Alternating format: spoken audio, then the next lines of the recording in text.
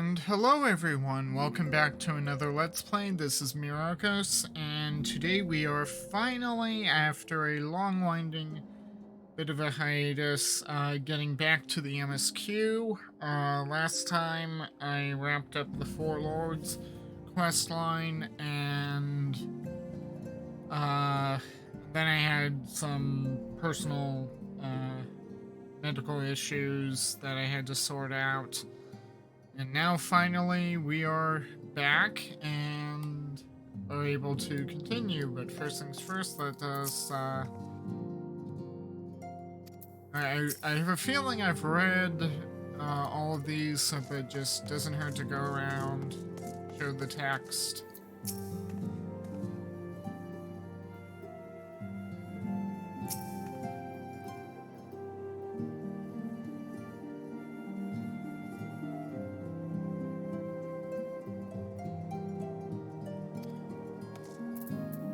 Oh dear.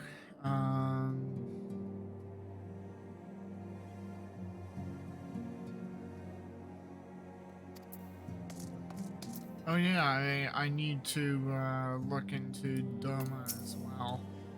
Yeah, I've got so much to do, so much to get caught up on.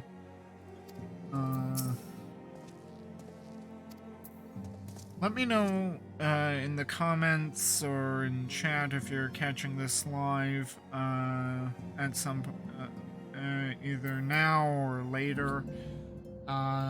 If you want me to do the Doma stuff live.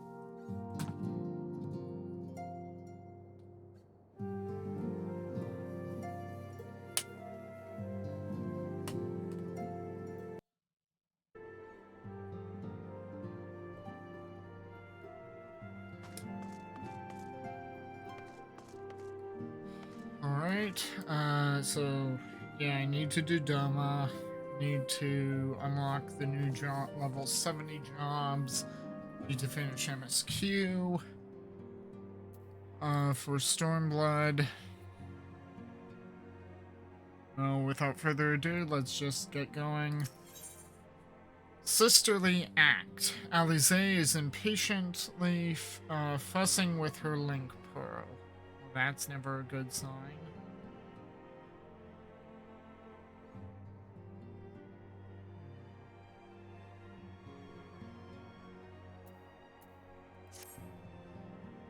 So let's see what Alize wants. Oh, Myrokos. If you've come here hoping for news, I'm afraid there isn't any.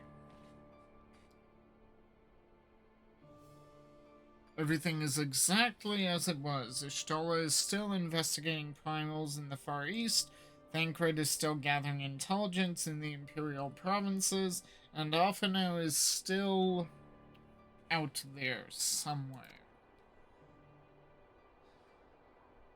After all this time, there's been no word since his first scheduled report, nor does he respond to calls, and all the while I'm just meant to sit around here waiting. It's driving me mad. Begging your pardons, I bear a message from the Eorzean Alliance. Thank the gods for that. We have a visitor.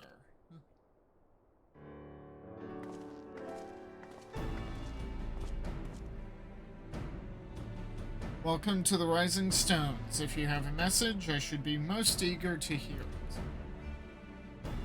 My lady, the Alliance leadership will soon convene to discuss the matter of Ascian interference, and they humbly request the presence of the Scions of the Seventh Dawn.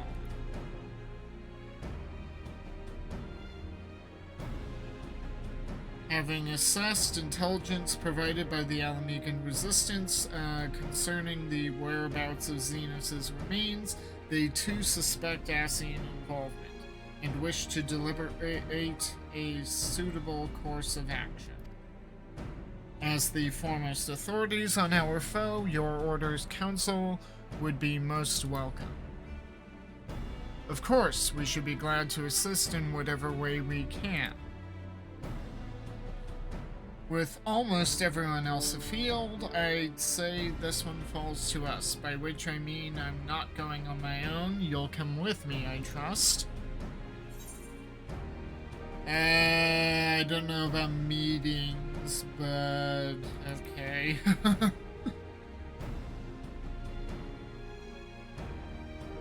Then again, having me there is always a common presence. There you have it. We accept the invitation. Thank you.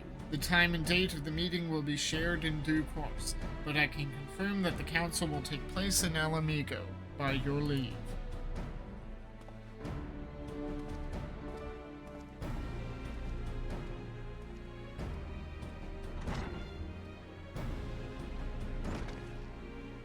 I somehow doubt we'll have anything useful to offer, but standing mutely at a meeting would still be better than the nothing I've been doing of late. Let's make ready to depart, shall we? Thancred? What's going on, man? Huh? That got everyone's attention. Alright, just be careful on the road back, you hear? Did I hear right, Riol? Is Thancred coming back? Aye, that he is. Says he's acquired some important intelligence. Being in Garlean territory, though, he couldn't risk sharing the particulars in case the Imperials were listening in. So he said he'd head back as quick as he could, and to make sure someone was waiting for him in the Alamegan quarter. Understood. Myrokos and I will go. We were already going there anyway. We're bound for Alamigo anyway, and there's sure to be time before the council begins. Come on, let's be off. Hey, Autumn. I can't just dissolve. Hey, what are you doing? Streaming, that's what. Alamegan quarter. No, I don't want to go to Kugane. Yeah.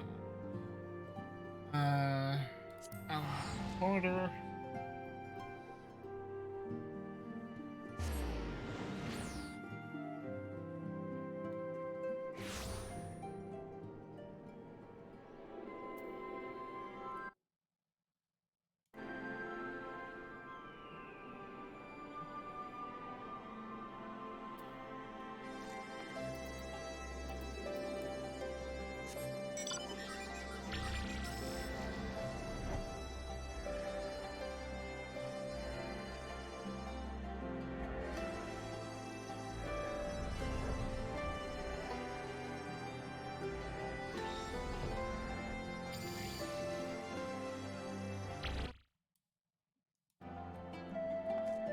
Don't know why the audio cut out there for a moment. There's no doubting your talent for espionage, but the journey is long and the border's heavily guarded. You did well to make it back in one piece. Okay. You two are a sight for sore eyes. Now all I need is water from my parched throat. Fetch me a cup, will you? Traipsing through Imperial territory's thirsty work. As is streaming, so I'll join Thancred in taking a sip of water. Gods, I needed that. Oh, gods. Voice acting. I won't bother telling you to catch your breath. Whatever brought you galloping back to us, I assume it's urgent. Quite. Without further ado, then. After the successful uprisings in Doma and Alamigo, rebels in several other provinces were inspired to follow suit. Unfortunately, they did not fare quite so well. Yeah, The Dalmasca. Dalmascans paid the heaviest price. For their defiance, the Emperor made a show of razing their capital to the ground, prompting many of their neighbors to abandon thoughts of resistance. That explains the state of Rabanastre. But not all have given up on liberty. Heartened by the news of Doma's prisoner exchange, some still believe that the Empire may one day be amenable to negotiation. We have the shinobi to thank for spreading the good word. They have worked tirelessly to keep the subjugated informed, and a little knowledge can go a long way. There is at least a spark of hope, then.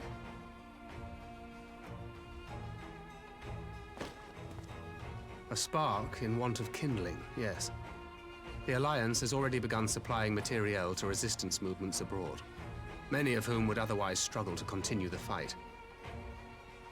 The support effort has been led by the Sultana and the Elder Seedseer, who have both seen enough Alamigan refugees to know the consequences of oppression.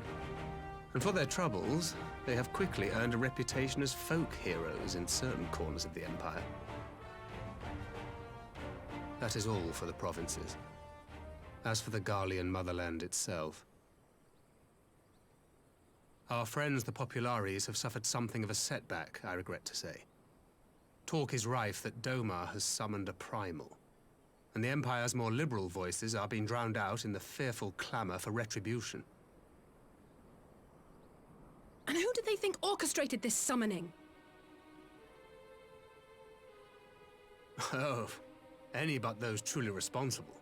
Xenos has seen to that. Speaking of whom, the Crown Prince is recovering remarkably well. Well enough, in fact, to enable him to personally tour the provinces, putting the fear of the Emperor into the hearts of any would-be dissidents.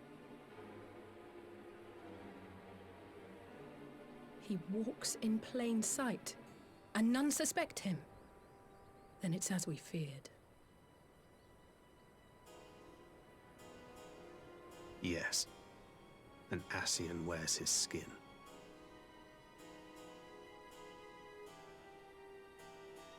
But it was not that which brought me here in such haste.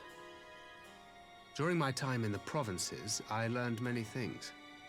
Yet at no point did I hear any report of a Doman emissary in the capital. But ALPHINAUD should have arrived by now. Could they be holding in there in secret? The possibility did cross my mind, but I have reason to believe he never reached his destination. As you know, Scions assigned to covert operations, such as Riol and myself, are issued special link pearls for communication in the event of an emergency. I mention this because it was originally ALPHINAUD's task to coordinate the response at headquarters, meaning he has one. And whose voice should I hear when mine recently crackled to life? You spoke with ALPHINAUD? Spoke with? No. I but heard his voice, and none too clearly at that. 2 words were all I could make out. The burn. The wasteland on the edge of Otherd. Something must have happened to them there.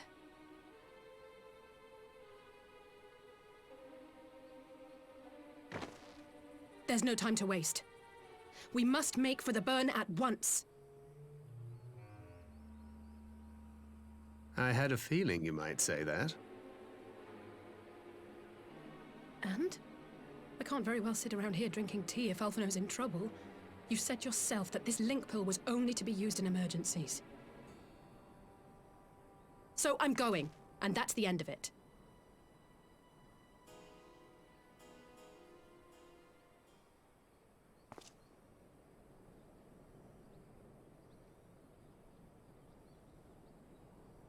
Oh, far be it from me to change your minds.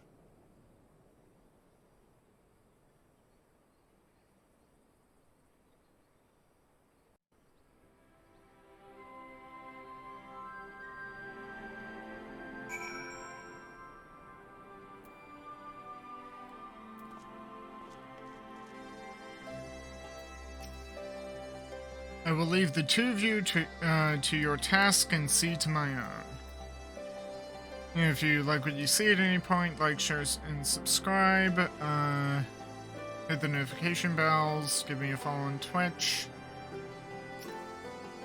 Loath though I am to neglect making preparations for the council, we must act swiftly before ALPHINAUD's trail goes cold. I promise. Well, that's actually kind of an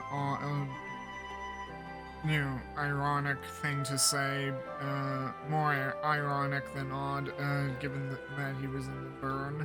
I propose we first pay Hien a visit. He's sure to want to hear about these developments, and he may well be able to advise us on how best to reach the burn. A sound plan, and Ashtola is in Doma, is she not? I dare say she'd join you in the search if you asked her nicely. While you see to all that, I shall go and report my findings to the Alliance. You may leave any preparations for the Council to me. Thank you, Thancred. Right, to Doma then. We have much and more to share with Ishtola. As much as I would like to visit Doma, it will have to wait. 12 speed you on your way. Oh, and give my regards to Ishtola. Yeah, no, don't mention it. Okay, now we go to the Doma Enclave. I know I still gotta do that quest line. I'll get to it soon, TN.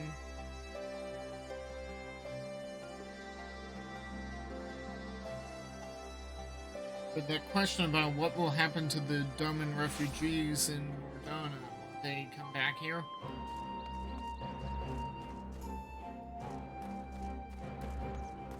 Means that if they do, then we're not going to see them again. And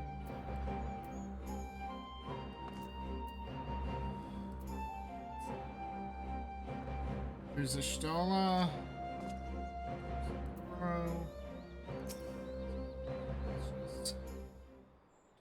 Ashtola.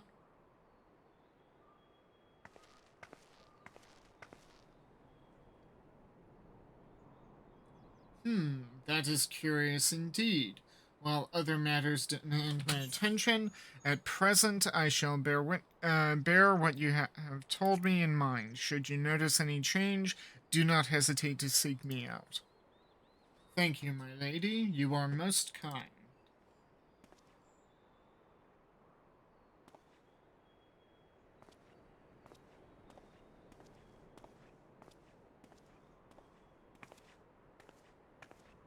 Well, well, two faces from the dim and distant past. Come now, it hasn't been that long. Who was that you were speaking with? A local miner who supplies crystals for the rebuilding effort. Of late, he claims to have struggled to find a crystal with so much as a trace of elemental energy. Upon learning that I had some knowledge of ether, he came seeking my counsel. Just now he brought me one of his recent finds. It was precisely as he described, devoid of elemental energy, and eerily reminiscent of the D-aspected crystals that manifested in Eorzea in the days prior to the calamity. We would be wise to investigate this phenomenon more closely. Indeed, but on a more positive note, the locals seem to have taken a liking to you. More an interest in than a liking to, I think. The sight of a Myrokos with a peculiar contraption upon her head has a certain novelty value in these parts. Any actual regard they may have for me, I owe wholly to you and the others who came before. Everyone here has been exceedingly cooperative, and I am pleased to report that I have all but concluded my investigation. Yeah, I'm a Myrokos, and they didn't seem to be fazed by me. So it must have been the contraption on her head. Simply put, by focusing one's will upon an ether-infused object of worship, it is possible to conduct a summoning. So, the fact that they are objects of worship is the key. They are themselves suffused with the requisite belief. Correct. Such sacred relics as the Kodrin collect obviate the need for religious fervor in the summoner. Yotsuyu being the most obvious example, she had but to associate the artifact given to her by Asahi with the divine, and it served to amplify her desires and give them form. A form nourished through the power of crystals, also provided by her brother, and thus was Tsukuyomi brought into being. Which brings me to the question of preventative measures, to which I have yet to find a satisfactory answer. At present, I know of naught that will avail us save to keep watch over the movement of relics and crystals.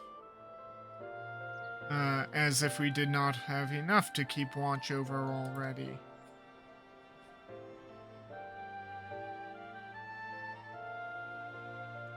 But I doubt you came all this way to hear that which may be perused in a report. Has something happened to ALPHINAUD? Yep.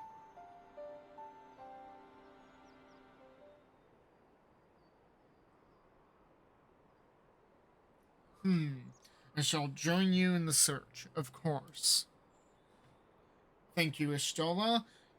I should be glad of your help, truly.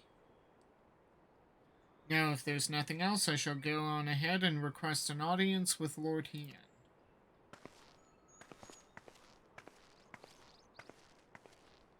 Alize puts on a brave face, but she has little talent for concealment. We should join her at the Kian Con.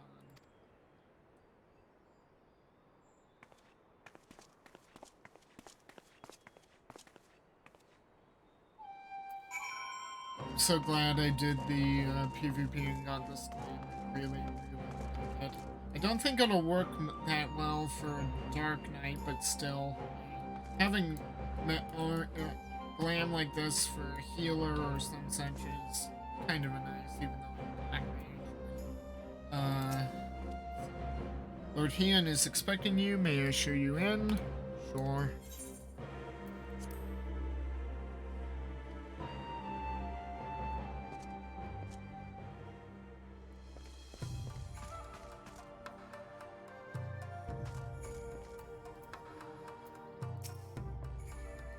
There you are. I've apprised Hien of the situation. My report can wait. Finding ALPHINAUD must take priority. I should not have allowed Master ALPHINAUD to leave without an escort, but it avails us not to dwell on the past. We must focus on what can be done now. Good point. Greetings, my friend. Alize has explained all to me. Needless to say, you shall have our full cooperation in the search, even if ALPHINAUD's trail does lead to the burn of all places. I think I'll take the spell speed one. If I'm doing Black Mage, I could probably use a bit of food like that. Granted, I've got a lot of the dried plums, but having something to vary the diet is also of use.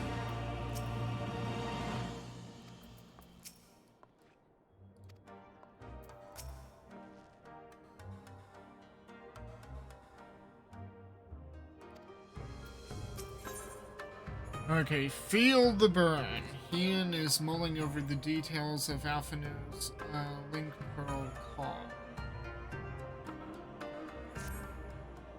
The region known as the Burn occupies a special place in Garlean history. Every child in the Empire is familiar with the tale.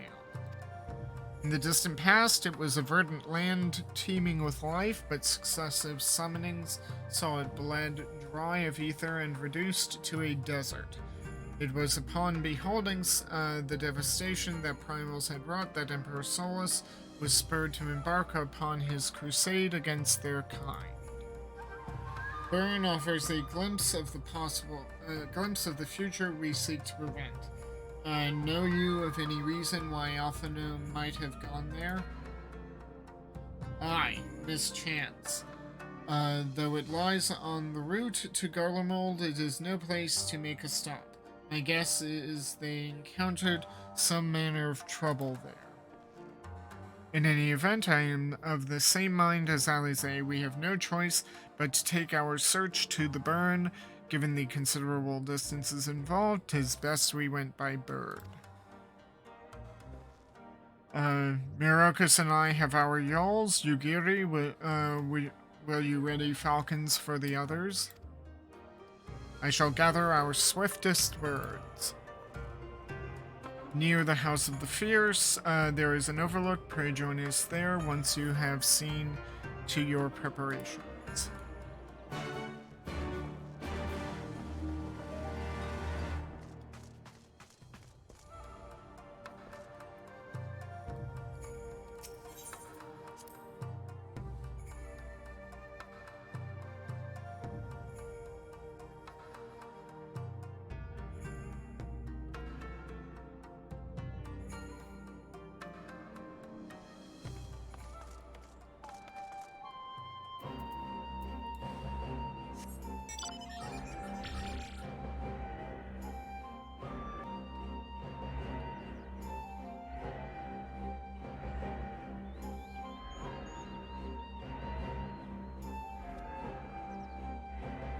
Yeah, I need to help rebuild the Enclave.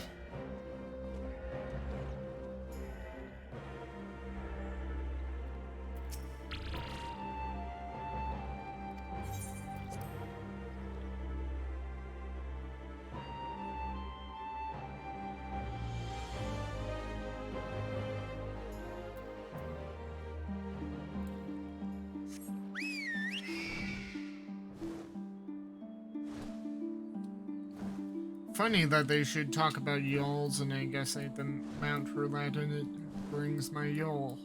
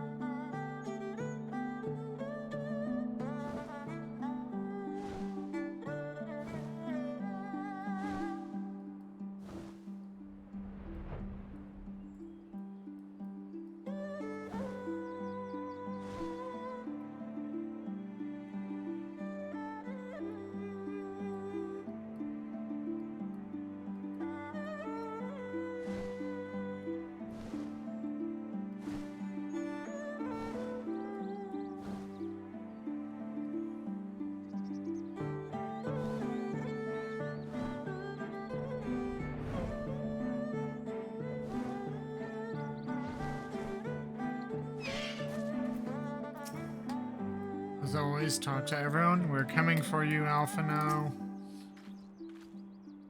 Having named him an emissary of Doma, Lord Ian considers himself personally responsible for Master ALPHINAUD's safety. Naught I could say would sway him from joining the search. With such a steed to bear me to and fro, I could perform my field work in a fraction of the time. Mayhap I shall try my hands at this Barden's medal.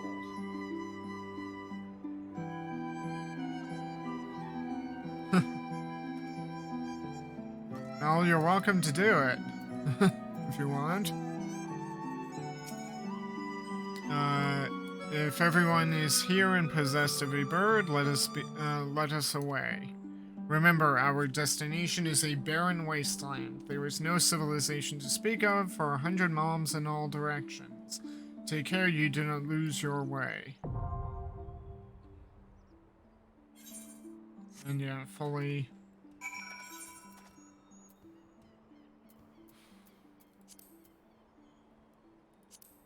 Okay. Let's see, do I... And I'll get some tombstones from this. Not bad. Let's queue up.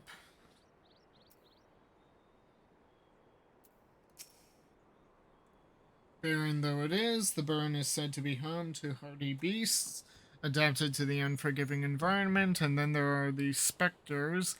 If certain tales are to be believed, I expect we shall soon find out for ourselves what truly dwells there.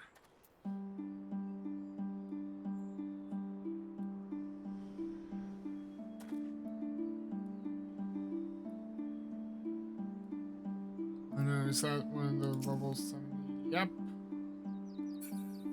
That's one of the level 70 marks.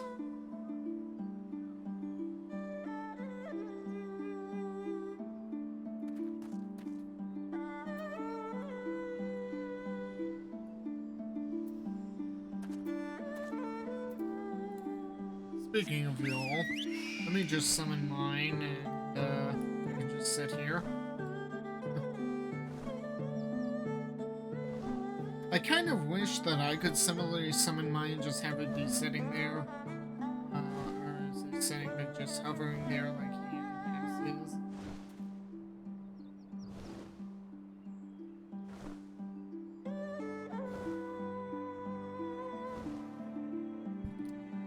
If you need to get up and stretch your legs, do so now. These Qs as a DPS can take a little while.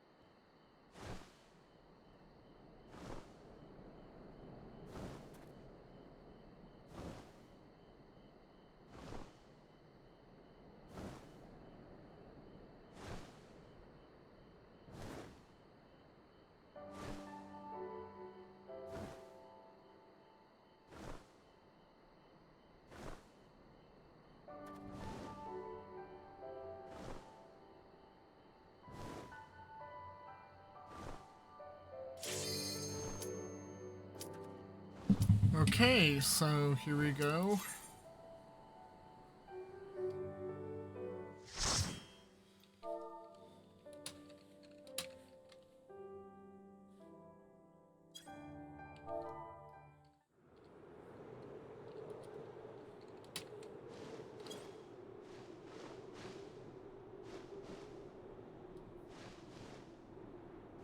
Make ready, friends! We are come to the burn!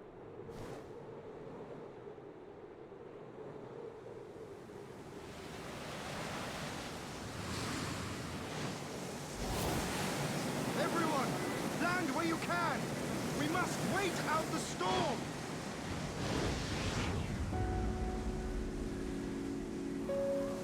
Ooh, that's good music.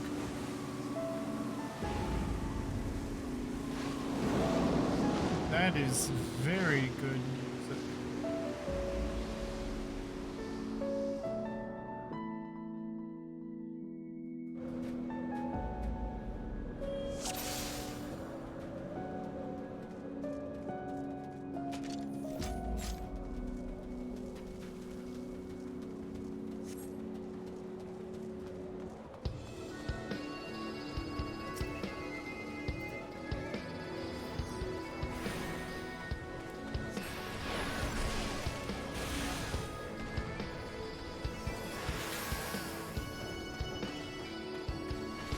Don't you just take corners like that? Glad I made it through that gap. Good.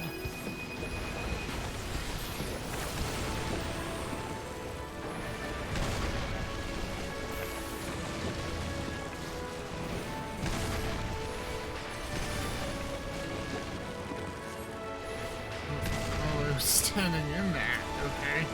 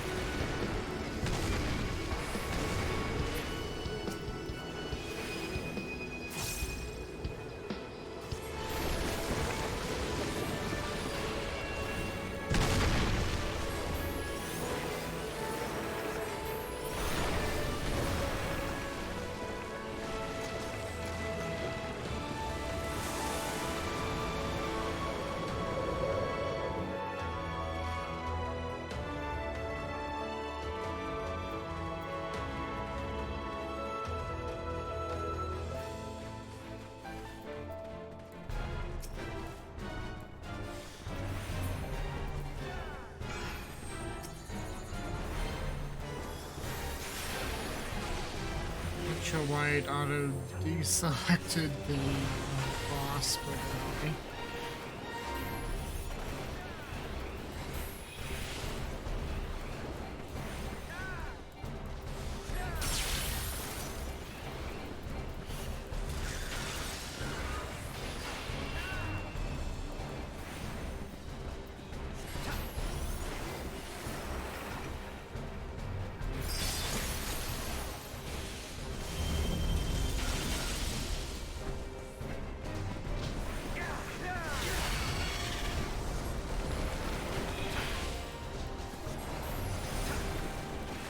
just me or has my spell speed decreased?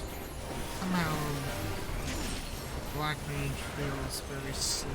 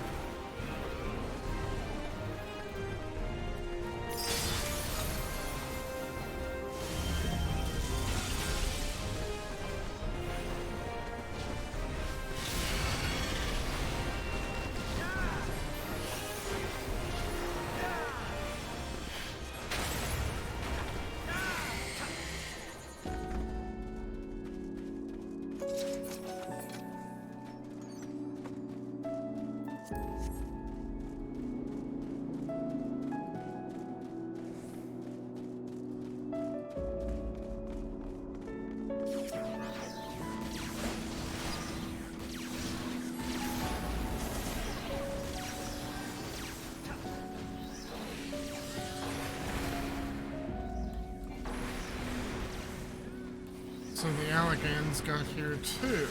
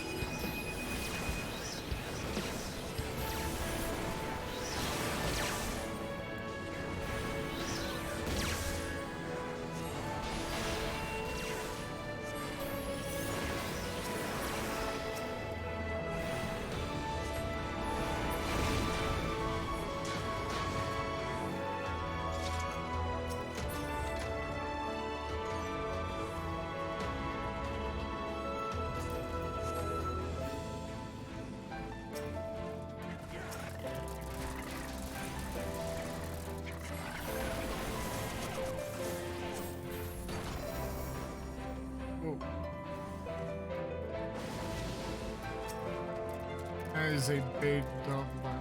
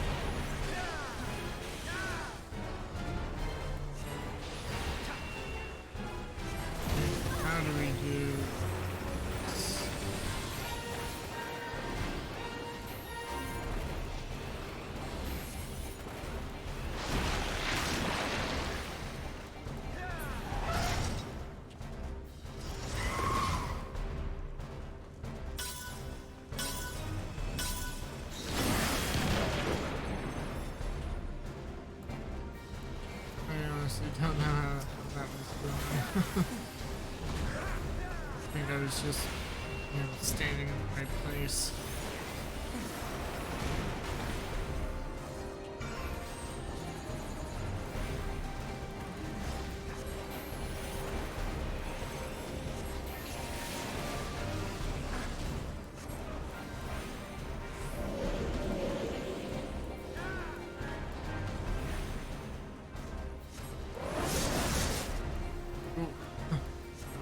me a bit of a jump scare.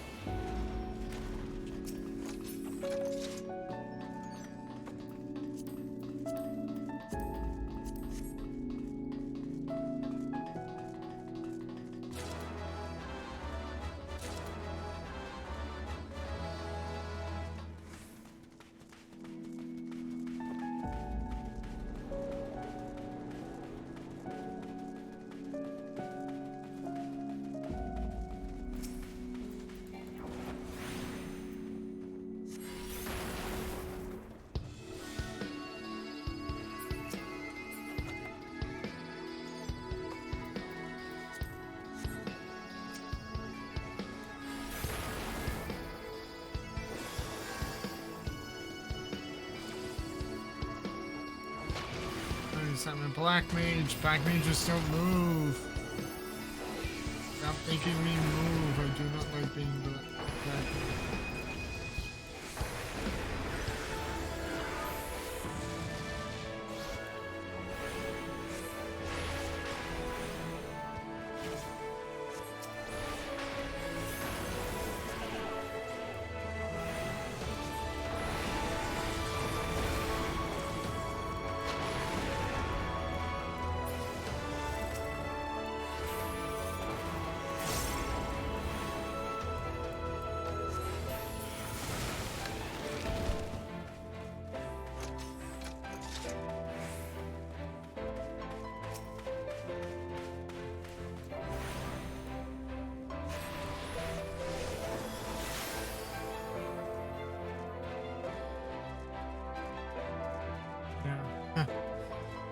Always dragging the mobs out of range, forcing me to move.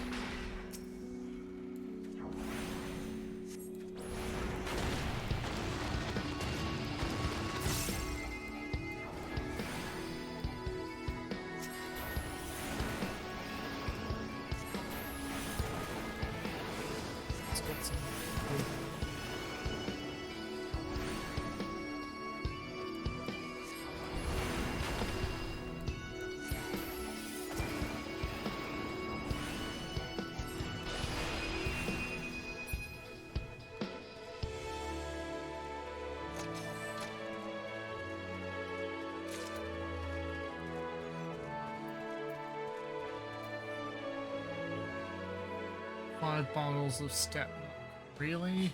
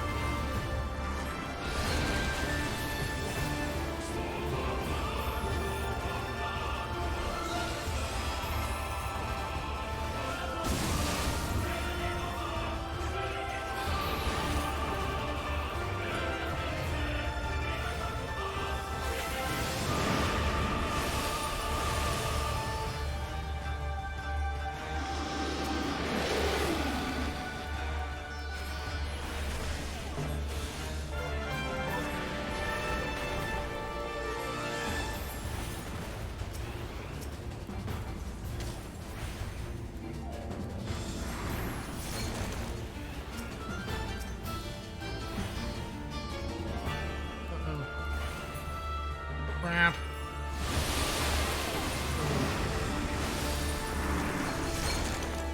I think we just...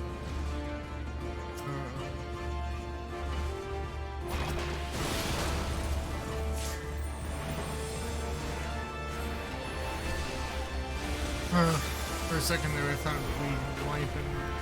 We just had to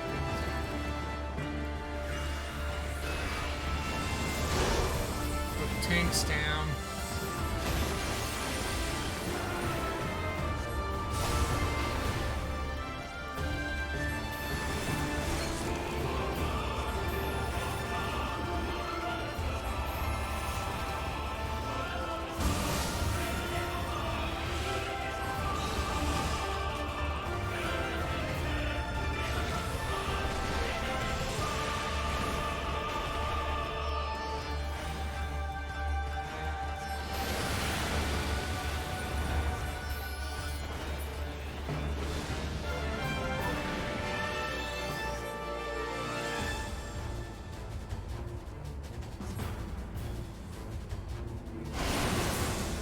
Ooh.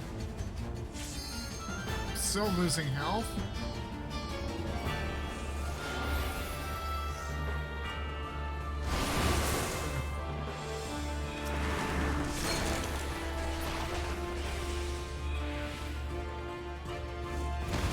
Ugh.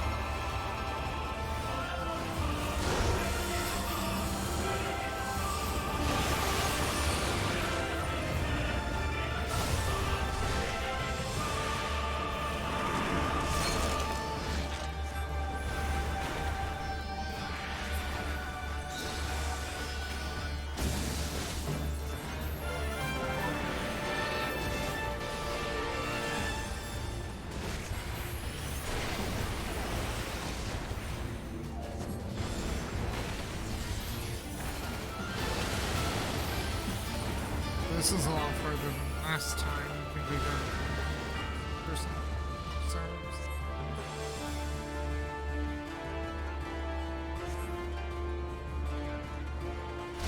Oh!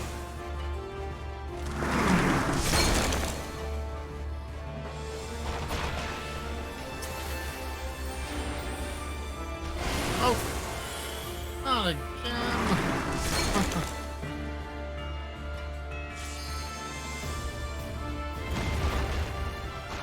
Ooh.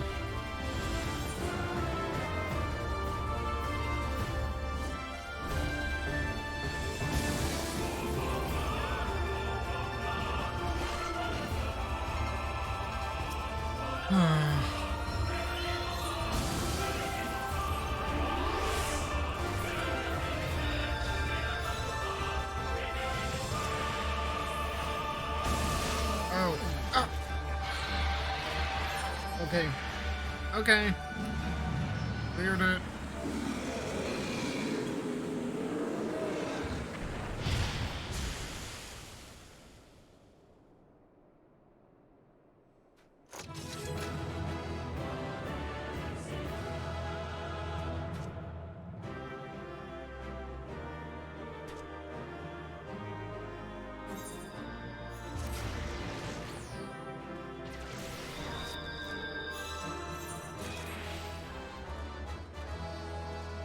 You ain't got a chance to come.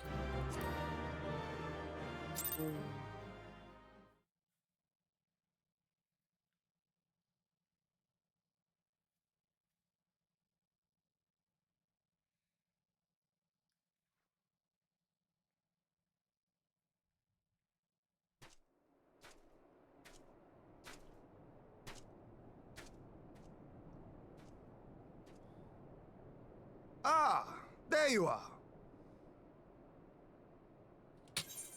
Ah, there they are, with voice acting. Between contending with bloodthirsty beasts and sand in my every conceivable place, I had begun to despair of finding you again.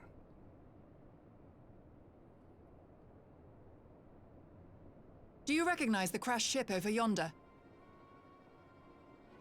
Mistress Alizé and I briefly inspected it. It is the vessel that bore Master ALPHINAUD away.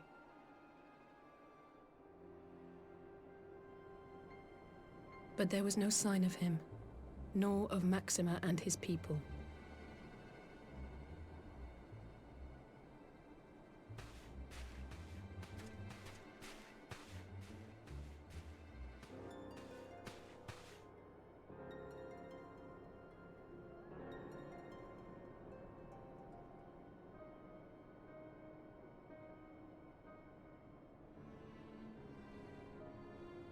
War Machina.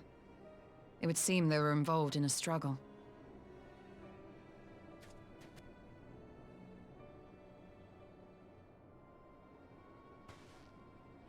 There may be clues.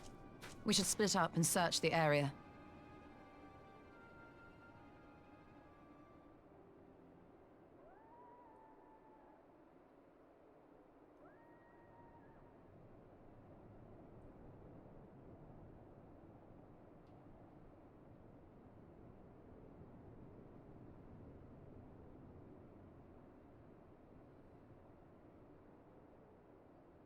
These were no ordinary soldiers. Over here!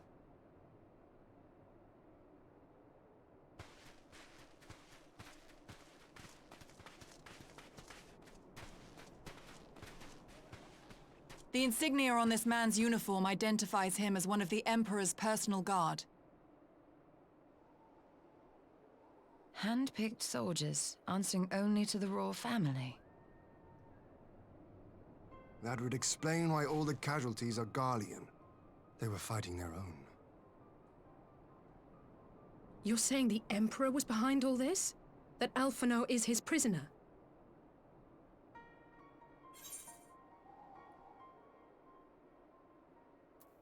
We don't know that yet. We don't know anything other than what we're seeing in front of us. Aye, we must not jump to conclusions. Besides, ALPHINAUD is more than capable of looking after himself, is he not?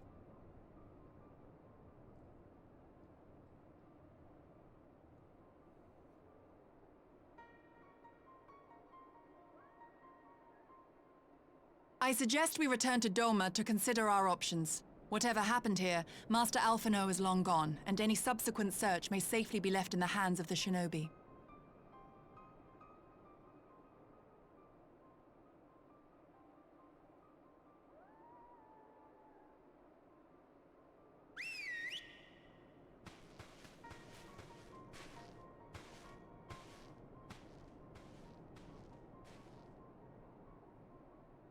Where in the world are you, brother?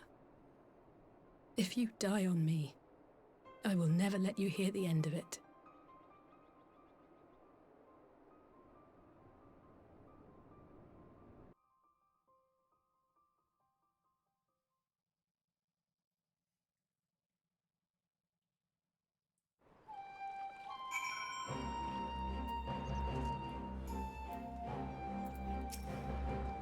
Forgive me, I need a moment.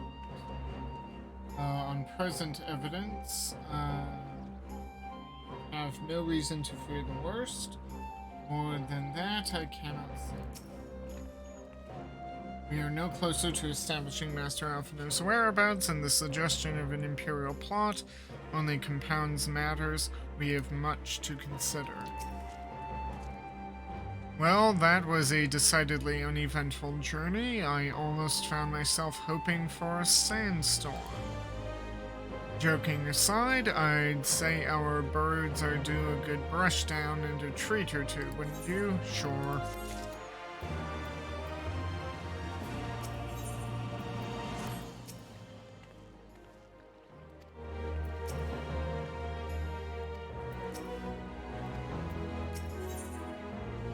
Shadows in the Empire. Heian has a request for the Scions.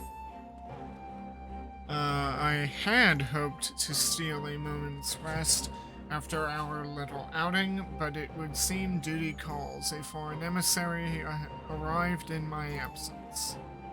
Do not let us keep you then. Actually, I was wondering if you might join me. I cannot think of a guest who would fail to be impressed by the presence of the Scions, at least none I should be happy to receive. Of course, if you think it would be useful. Thank you. Let us return to my manor.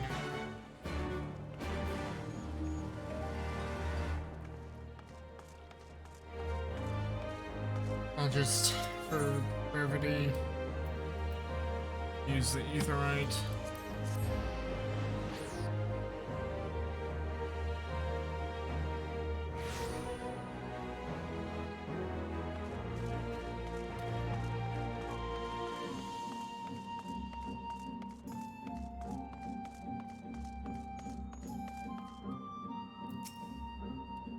Odin is expecting you.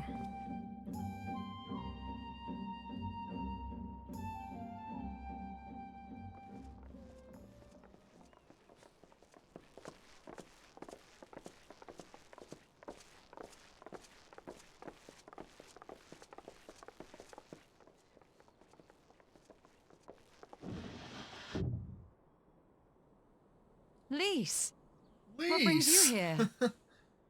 Yeah. Oh, and still voice acted. Oh, Alliance business. We have a request for Doma. Well, Heian. But that can wait. They told me you were out searching for ALPHINAUD. Did you manage to pick up his trail?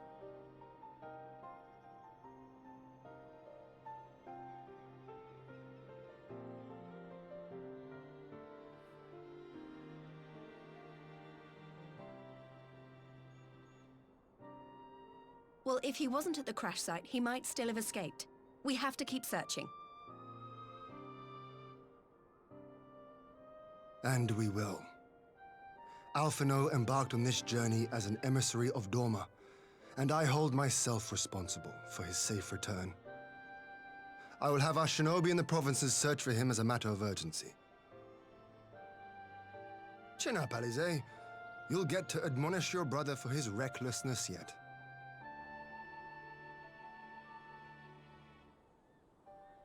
Well, someone has to do it.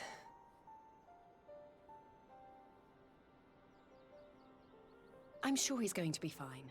There is one thing I'm not sure about, though. You said it was the Emperor's personal guard that attacked ALPHINAUD's airship. But the Popularis would never have been able to arrange the prisoner exchange without Varus's blessing. So why would he sabotage his own mission?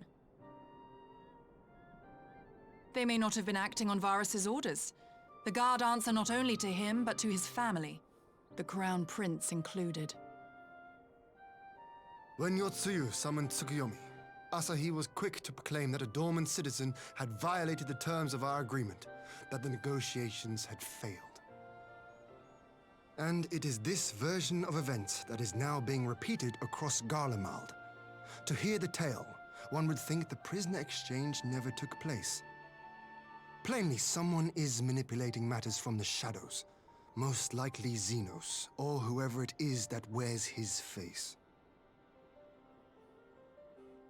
Whichever Ascian you mean.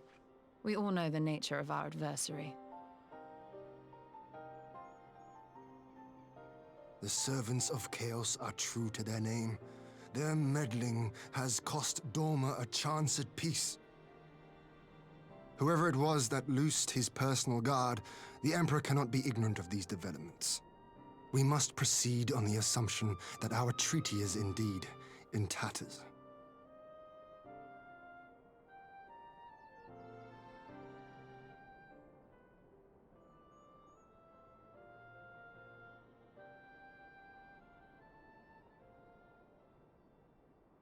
But come, Lys.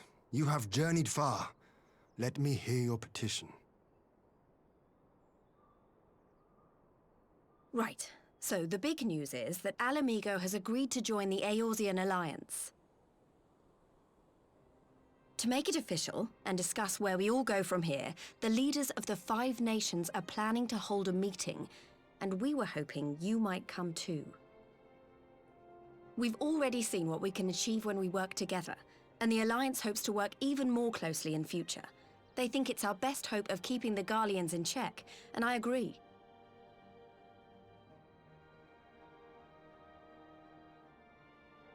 As do I. By coordinating our efforts in the east and west, we may be able to discourage them from committing their forces to a single front. I accept your invitation. I must, however, ask for time to attend to some pressing matters here. In light of recent events, the risk of Imperial reprisals is greater than ever, and I would not leave Dorma unguarded. Ere I depart, I must shore up her defenses. Understood. I'll let the Alliance know. We'll wait to hear from you before setting a date. The meeting's to be held at the Royal Palace in Alamigo, incidentally. Do you remember the way?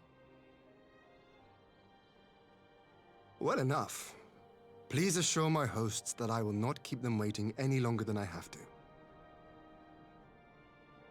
Consider it done. And thank you for agreeing to come. If we all put our heads together, we're sure to find the best way forward. For everyone.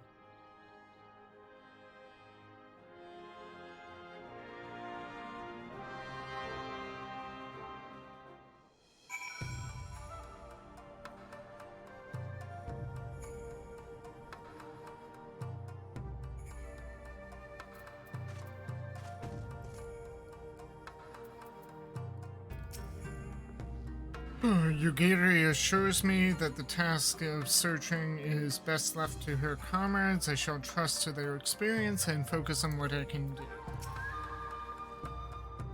While we are happy to cooperate with the Eorzean Alliance, there are many things that Doma must do alone. Don't worry, ALPHINAUD's been through countless trials and come out stronger every time. He'll be back, I'm sure of it. That the Alliance would extend an invitation to Doma bespeaks the depth of their concern, nor are they misguided. If Garlemald has fallen under Ascian control, the threat we face is incalculable.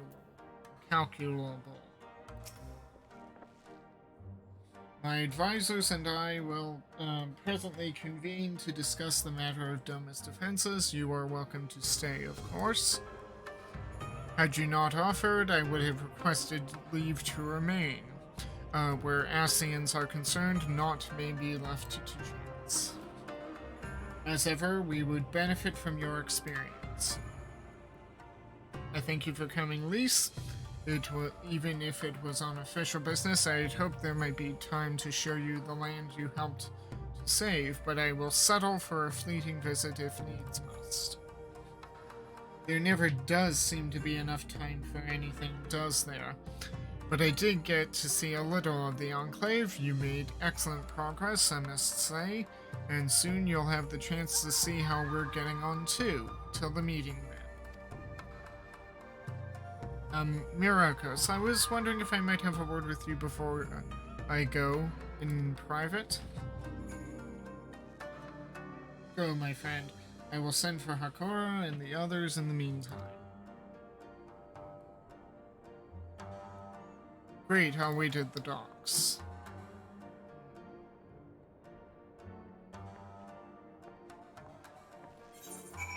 Let me just do a double check. Yeah. Why wasn't that glamored? Should have been. Okay.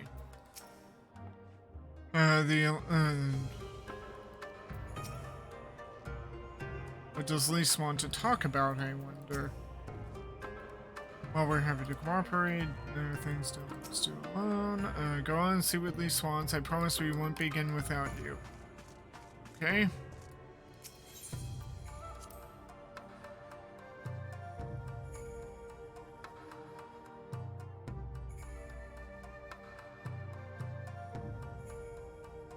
It was weird that the earrings weren't.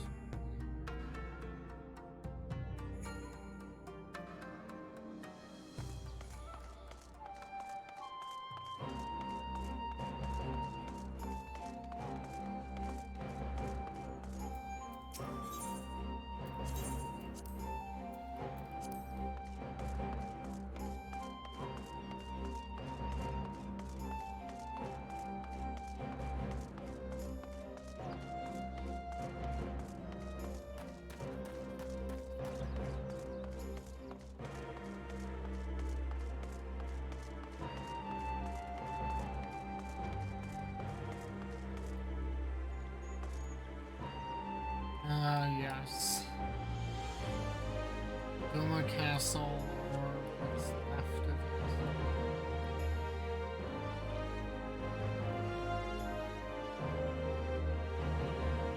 Yeah, I need to work on it.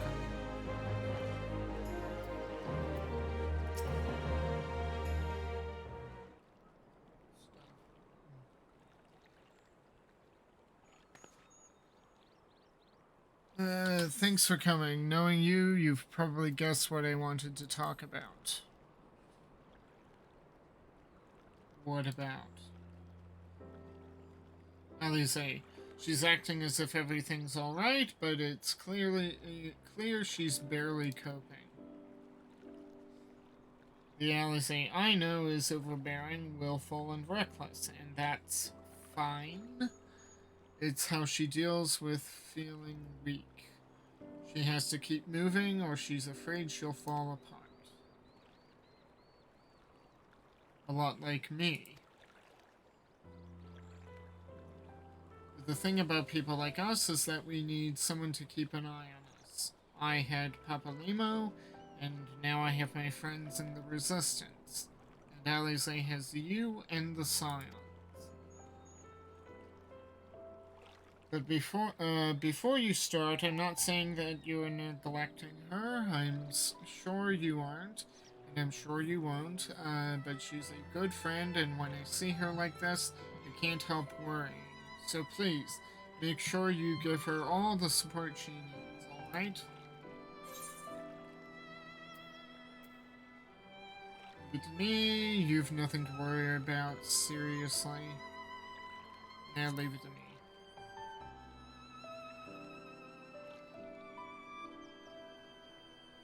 Thank you, Myrokos. It goes without saying that if there's anything I can do, you only need to ask. Well, I'd best be off. See you in Alameda.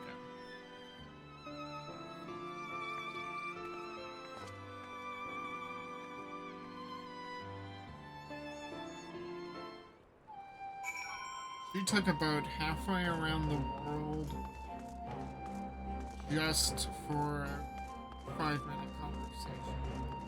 That is dedication.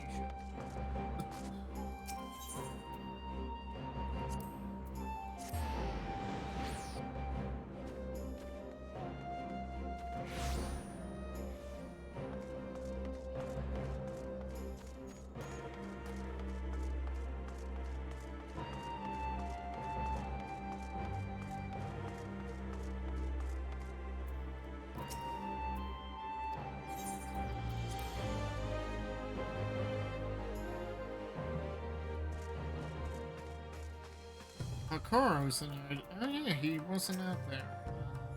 I dare say I can guess the subject of your discussion with Lise. She too was never one for concealment. Fortunately for you, the individual in question seems none the wiser. Is everything alright with Lise? I won't ask for details. I know you'd tell me if it were important. Your return is most timely. We have just apprised those newly arrived of where matters stand. We all had our suspicions from the start, but a part of me was credulous enough to believe the Empire's promises. Never again. The Imperial Court is a nest of vipers, and any peace they offer is laced with poison. Huh. So I guess did they let Hakoro in? Ah, there you are, my friend. Everyone has assembled, so let us begin.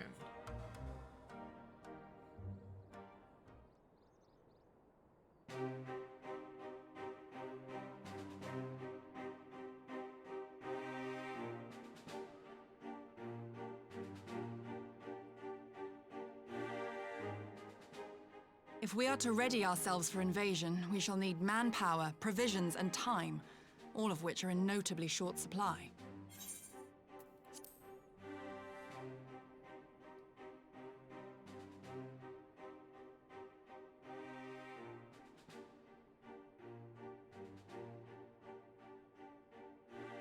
Candid as ever, Yugiri, and correct, I concede. Fortunately, I have an idea.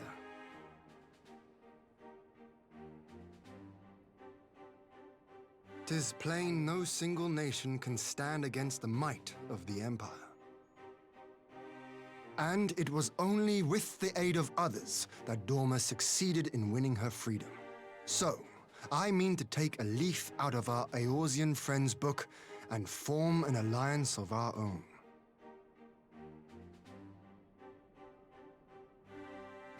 In addition to those with whom we already share an understanding, I would reach out to Hingashi and Suinosato, and further afield to the myriad peoples of Nangsha and Dalmasca. I am under no illusion. Not all will answer the call.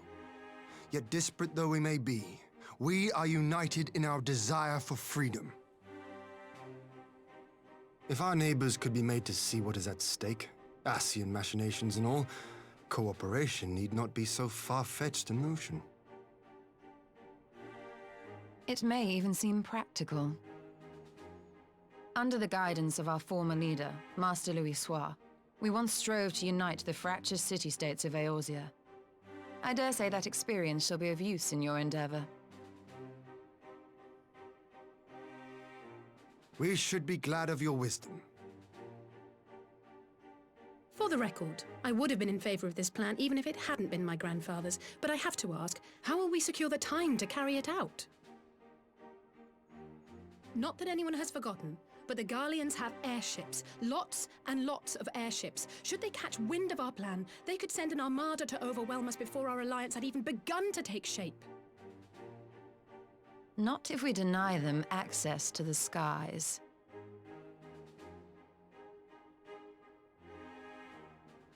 During our time in the Burn, the Warrior of Light and I chanced upon some Allagan ruins. Oh?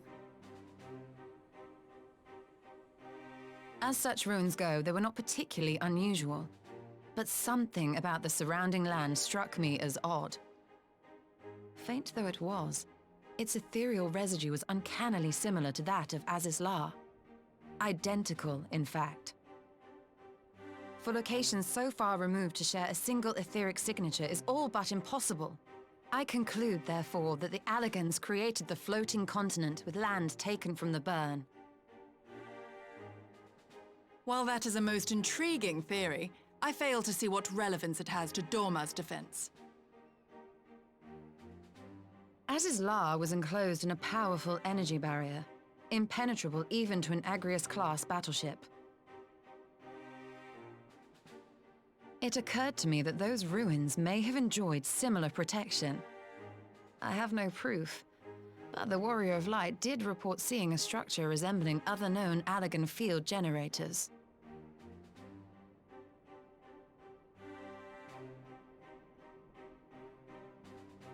All right. But even if we could put up such an energy barrier, it surely wouldn't extend beyond the limits of the burn. So what's to stop the Garleans flying around it?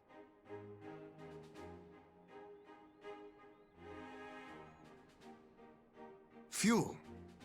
The Dalmascan capital, Rabanasta, was a key Imperial refueling point in the east. By laying waste to it as a lesson to the rest, the Empire greatly hindered its own operations in the region. If an Imperial fleet were to advance upon Dorma, it would now have little choice but to travel, as the crow flies, over the burn.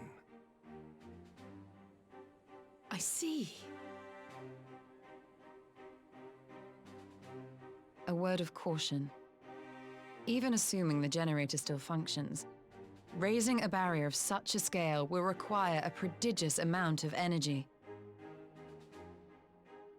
And few places are so bereft of suitable crystals as the burn.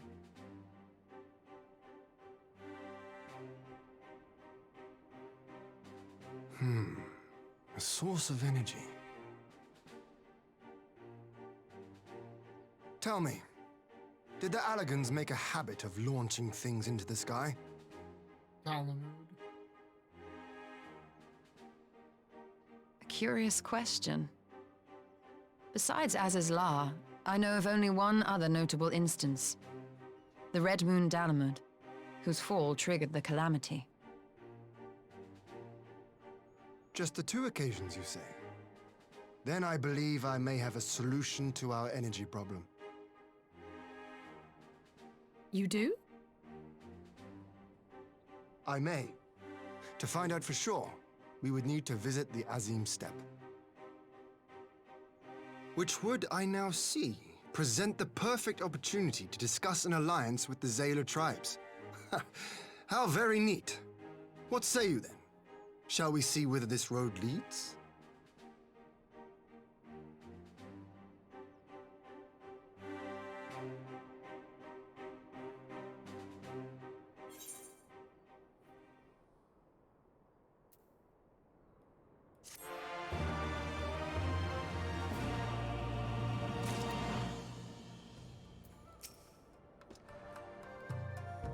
We fought long and hard and sacrificed much to reclaim our freedom. I will die before I allow the Empire to take it from us again.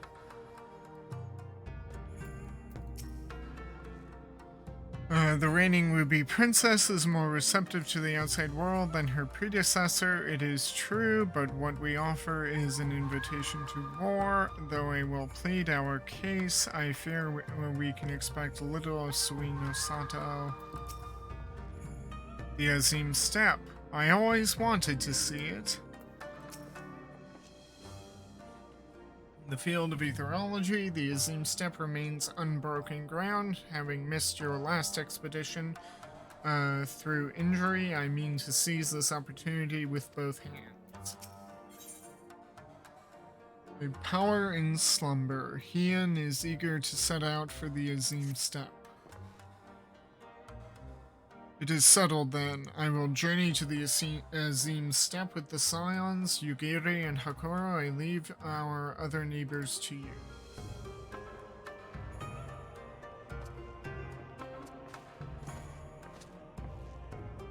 My apologies, but I won't be joining you. Alize, you just said you wanted to go, and now you're saying you won't? What?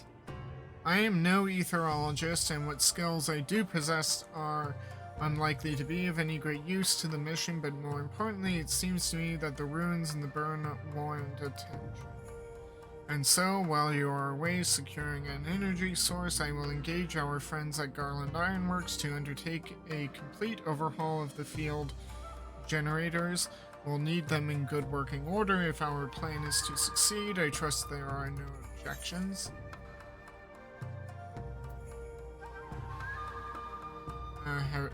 Have care in the burn. Come on, Alize, could you not get Tataru to do it? I mean, inform Tataru and then she could... I'm sure she'd love the burn. Joking aside, I was planning to enlist her help with organizing everything, but we'll still need a scion on the ground. Don't worry, I'm sure you'll manage without me. Good luck. Even though you just said you wanted to see the Zine step. Just the three of us then. Very well, we shall make first for reunion.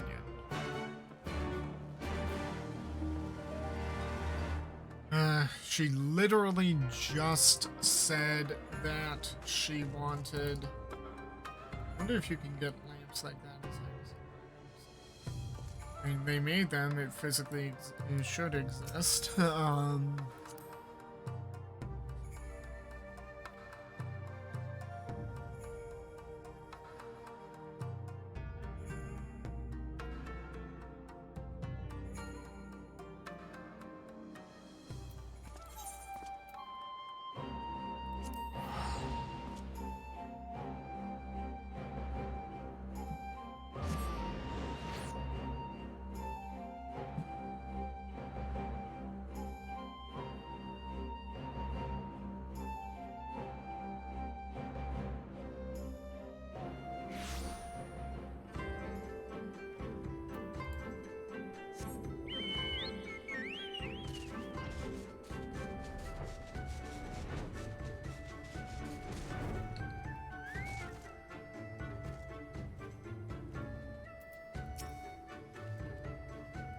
"'Tis a fine feeling to be back.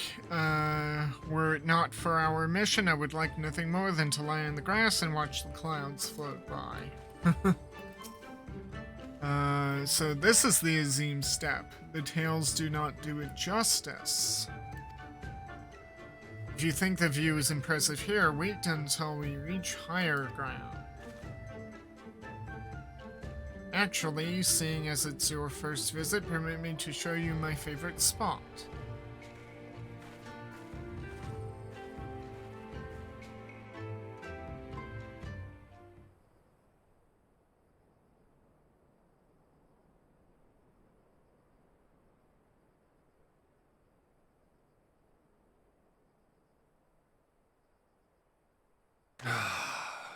I will never tire of this vista.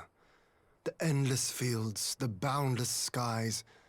'Tis a sight to make a man forget his cares. But not his purpose, I trust.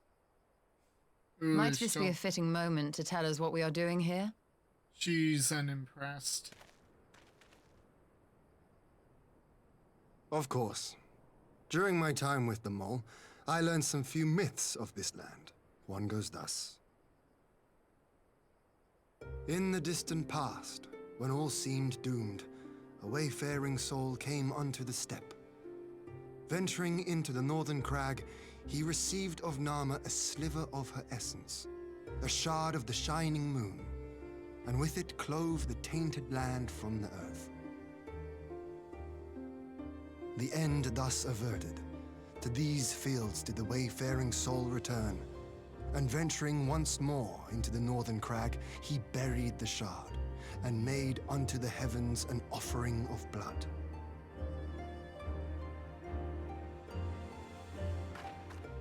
A tainted land cloven from the earth and an offering of blood to the heavens.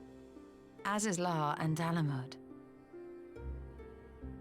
That was my thinking, yes. And you believe that yonder mountains hide an artifact possessed of sufficient power to raise Azizlar up to the heavens? I suppose that might suffice. Worth a closer look, would you say? I would.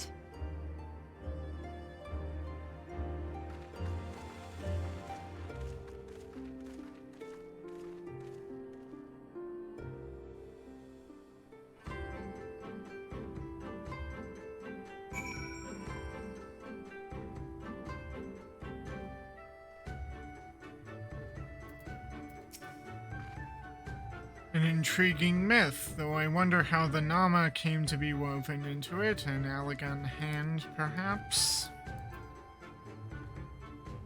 So, is it possible that the, that the Alligans created the Zayla by breeding pure with dragons? From here we shall travel to Mol Ilol. There we may ask Serena about the particulars of the myth and raise the matter of an alliance with the rulers of the steppe. I'm the Han. I am the ruler of the steppe. I just leave Serena to handle the logistical matters. And she's content to leave the other tribes to their own devices. Yeah.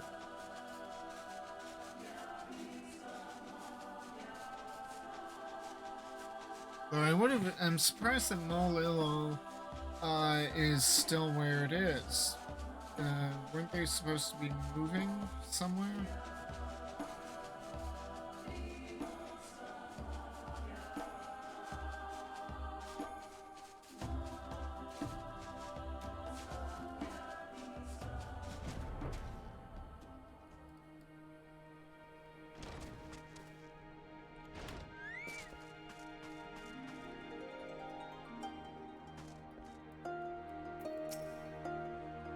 So that is Serena. At least told me something of the woman, but I did not think that we would ever have the occasion to meet.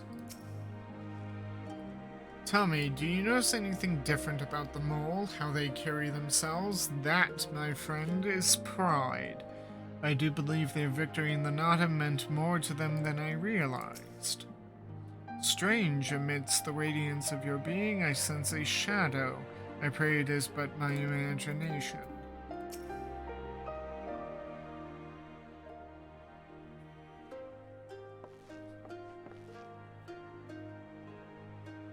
Ian, Myrokos, I am glad of your visit and the opportunity to welcome a new friend. How may we serve you? There is a matter I would discuss with the mole. It concerns not only the peoples of the steppe, but of every land in the Far East.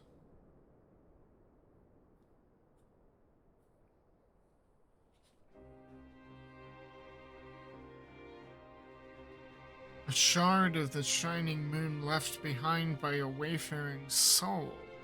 And you need this to protect our lands? I do. My friends and I wish to find the shard and ascertain the extent of its power. Will you tell me more of the place where it lies buried? This northern crag? If that is your wish, in the mountains to the north there is a cavern called the House of the Crooked Coin. Inside this cavern are pillars of stone that legend holds to be the source of Nama's power. There, I believe, you will find what you seek. Ah, yes, I know the place. 'Tis a brisk walk from here.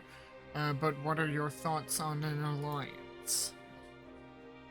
Should the Empire return, our lands will be engulfed in a storm of conflict, whether we will it or no. If we do not stand together, we will fall apart. This I believe with all my heart.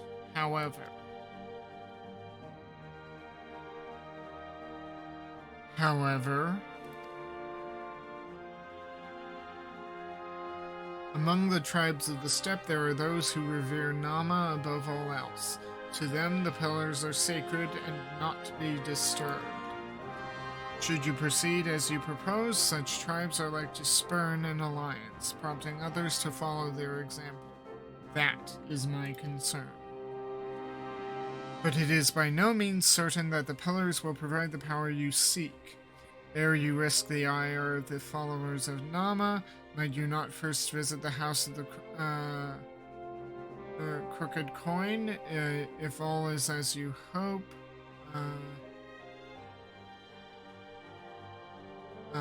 If all is as you hope, we may then consider how best to earn their blessing. But isn't the... Didn't she just say that if we go to the step, if we go to the House of the Crooked Coin, we'll earn their ire? How is going there going to resolve that? I thank you for your counsel. We will do as you suggest. I have no desire to give offense to those with whom I would join hands. Thank you for your understanding. Though the mole may reign over the steppe today, this decision will shape the days to come, and we would not force others into war against their will. Nor we. 100-fold stronger are they who choose to fight of their own accord.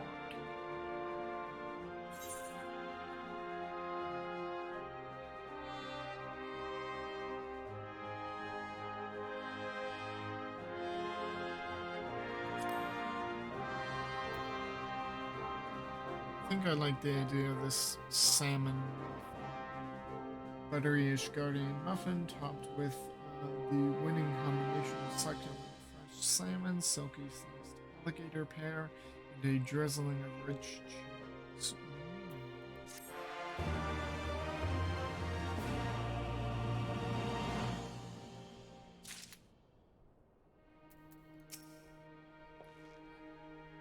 Serena is quite right. Before we seek permission to use these pillars, we should determine if they are suitable for our purposes.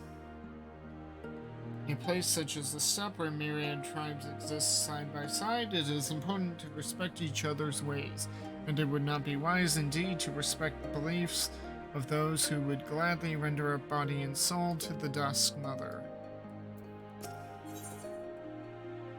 The will of the moon. Stola is ready to put her skills to use. It seems the time has come to put my skills to use. Pray lead the way to the House of the Crooked Coin.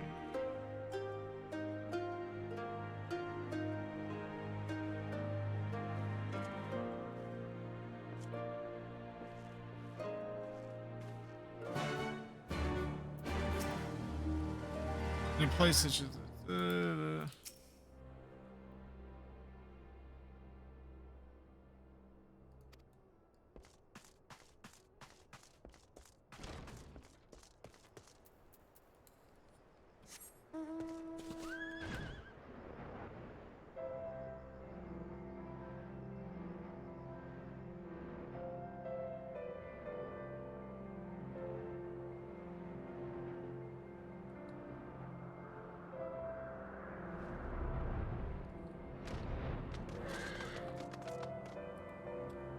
So this is the House of the Crooked Coin.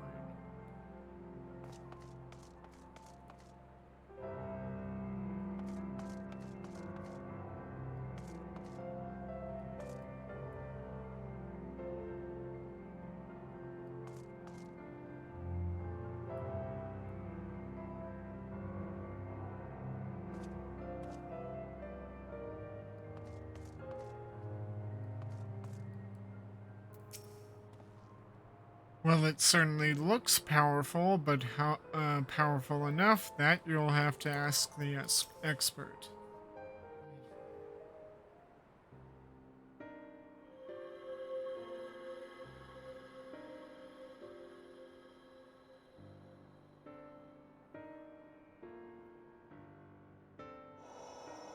Such an abundance of ether.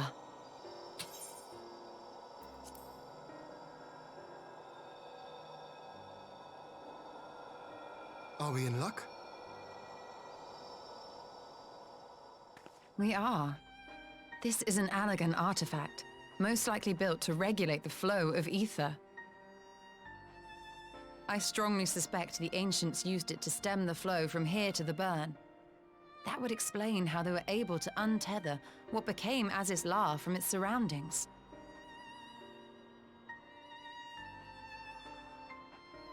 But were we to throw open the floodgates, the resultant deluge would surely be sufficient to raise our wall. And in restoring the flow, we may also restore life to the wasteland.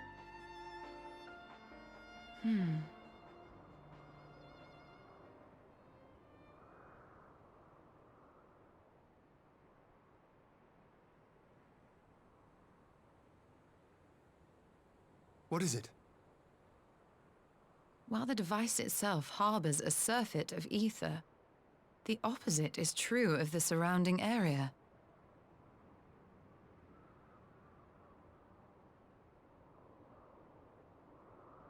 An effect of regulation, perhaps.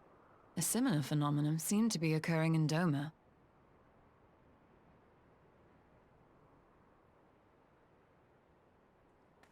Whatever the explanation, the answer will not reveal itself here. We have seen what we needed to see. Let us return to Mol Ilo. So the land around this thing is dying? Is that it?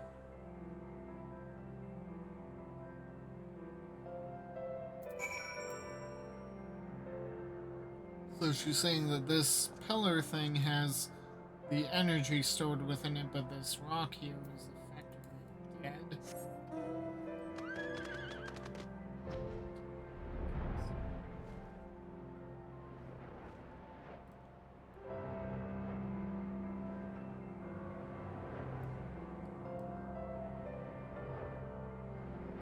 Oh! Sightseeing spot!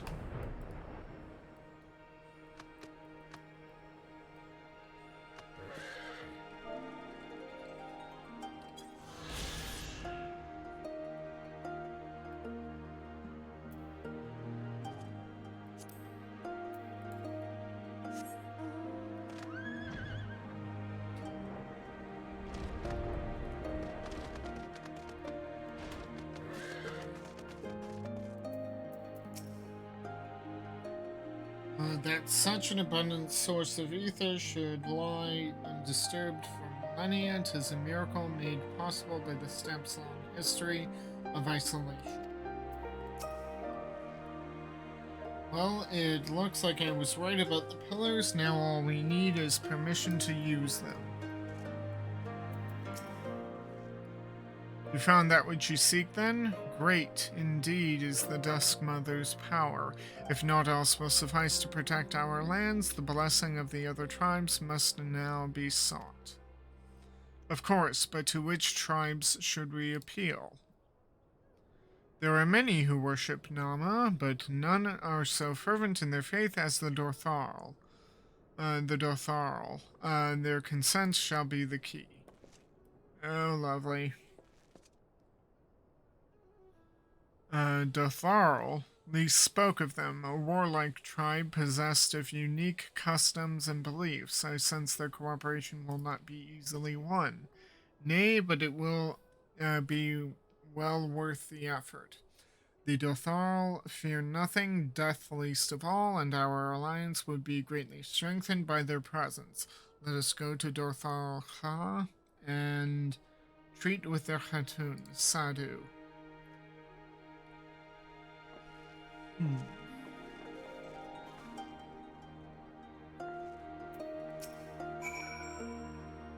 While you meet with the Dotharl, I shall send messengers to the other tribes. If Sadhu can be swayed, I am certain more will follow. The Dusk Mother embodies love, but so too does she embody war. I pray that your meeting with Sadhu will not end in blood. Well, isn't it supposed to be a time of peace? There's not supposed to be bloodshed. I mean, I am Han. This is my land.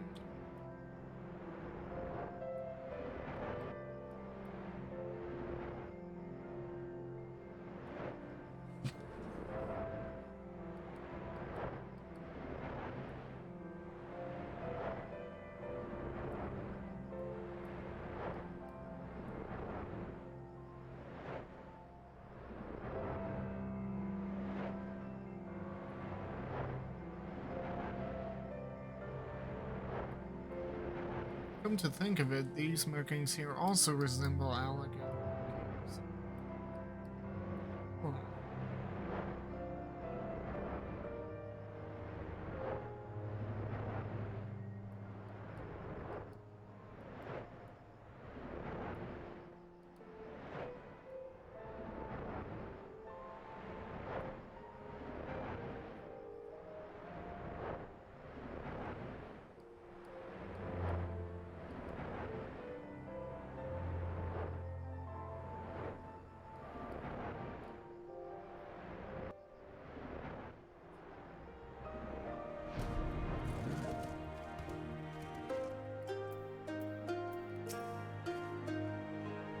Great faith gives rise to great strength. For better or worse, whatever it is the Dothal holds sacred, we would do well to accord it all respect. Despite her fondness for battle, Sato is an astute leader. If we plead our case in earnest, I am certain she can be persuaded. Let's see how true that holds. You again. Other matters demand my time, Han. Unless it is battle you seek. Alas, not. Quite the opposite, in fact. Excuse me, she was talking to me. Ian.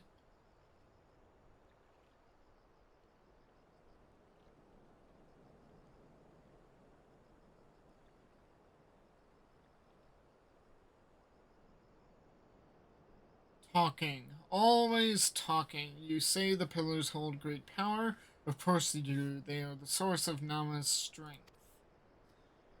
To the Dothal, no place is more sacred, and we will make ash of any who would defile it. Though I see it is not your wish. You see the wisdom of our proposition, then. You will join hands with us? I said nothing of joining hands. You wish to wield Nama's power to defend these lands, and this I will allow. But for leaving this, but for leaving the step to fight the men in iron, I would have something in return. Namely, battle with you, Han. Oh, I knew it. The Nadam ended ere it began. I would face you again, alone, without distractions. Defeat me, prove yourself the stronger, and you shall have the Dothal as your allies. Surely these are agreeable terms. Well, this is a not wholly unexpected turn of events, though I had assumed I would be the one required to fight. Alas, the Khatun has made her choice.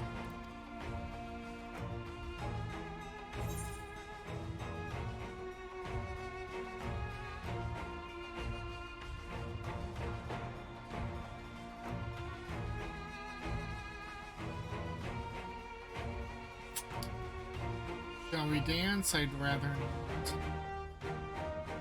Personally, I'd rather not, but it would be interesting, so...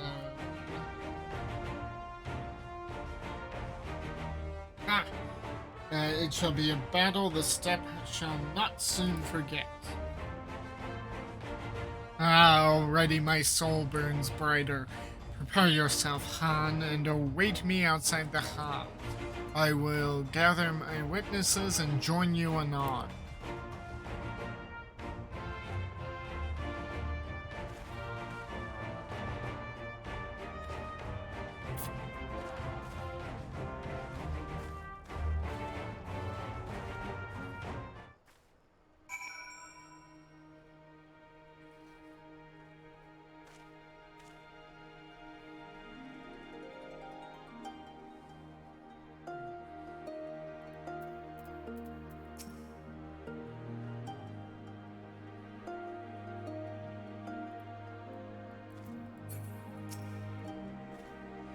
Why are you still here? Go, wait for me outside the hall. I will join you soon enough. And here I was then. Coward.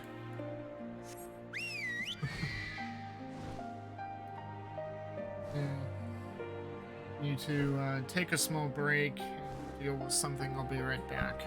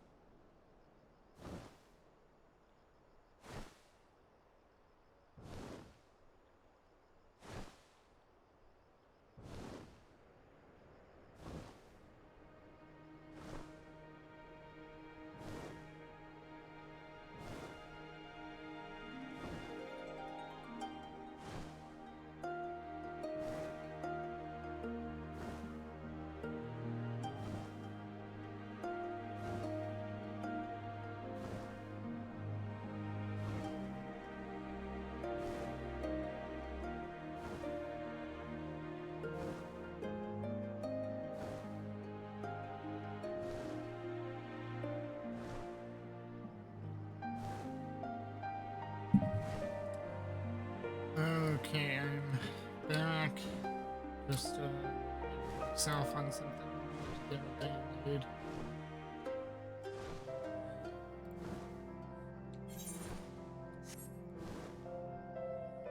It's a duty. Hopefully.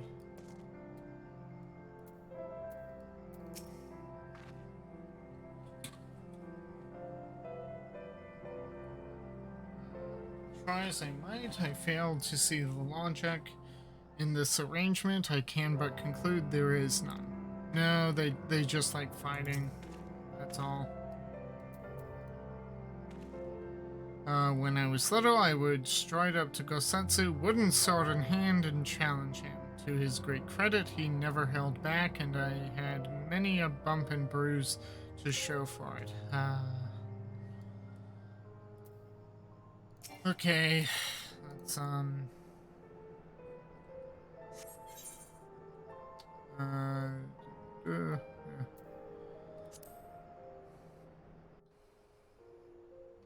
see how I do at this on normal. Fortunate. Oh, so they made us wait until next day. Considering it was nighttime. Yes! This spot shall serve as well as any. I shall enjoy this Hahn.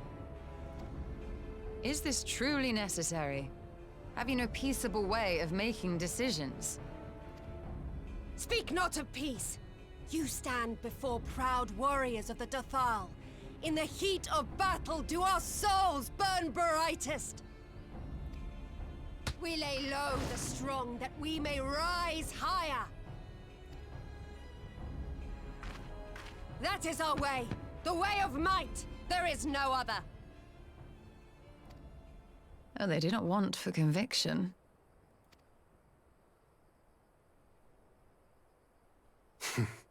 Indeed. It's what makes them such dangerous enemies, and such useful allies. Enough talk! It is time to fight!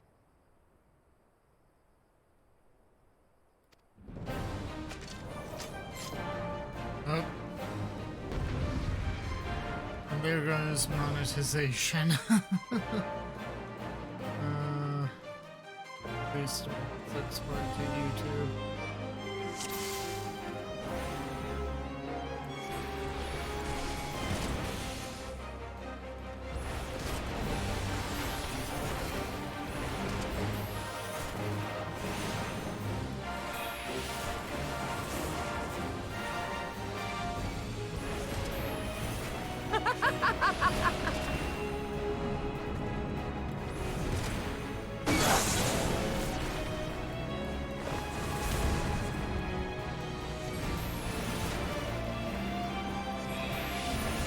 This is it?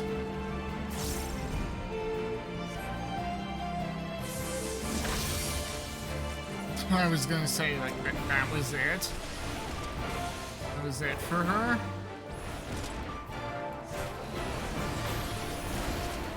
In death do our souls sing!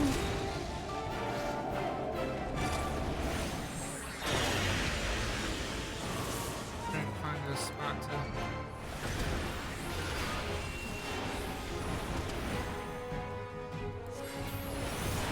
In death do our souls sing! Okay, all the way over here.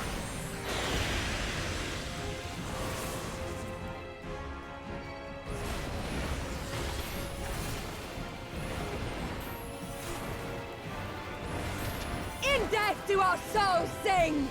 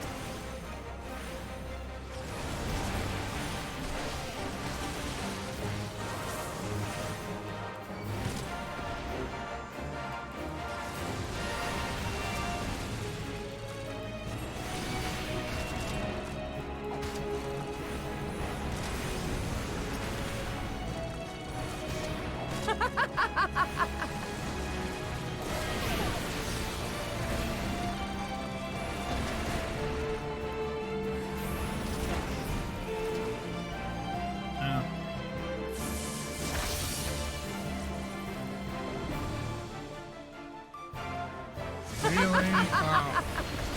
Not that. Oh dear.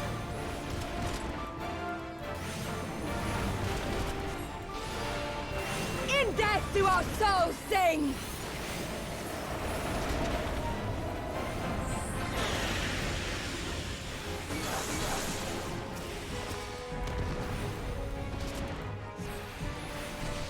In death do our souls sing!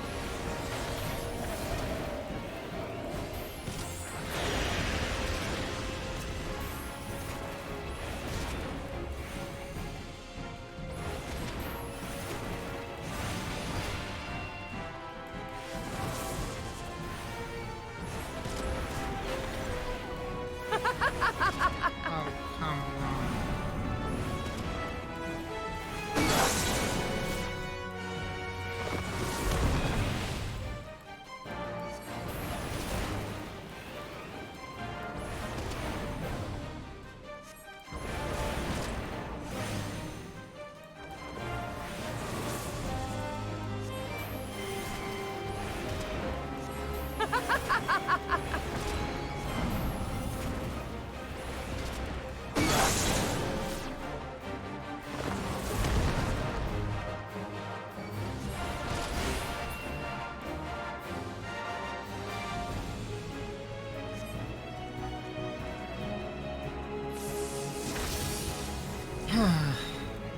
Man.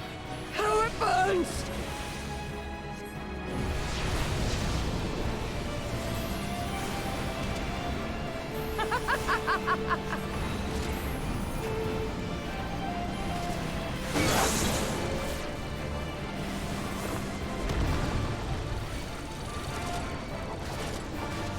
In death do our souls sing!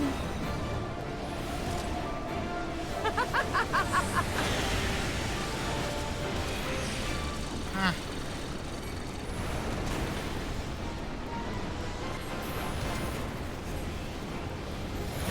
I'm not gonna make it. I don't think I'm gonna make it. It'll take me too long. In death do our souls sing!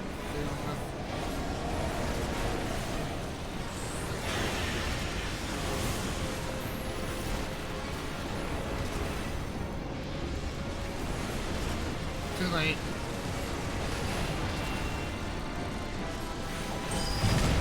Yep. Damn it. Okay, do it on easy mode. At least I know how to do it. Simply because I just don't. I didn't have time for that last one. Skip the cutscenes. Already done it.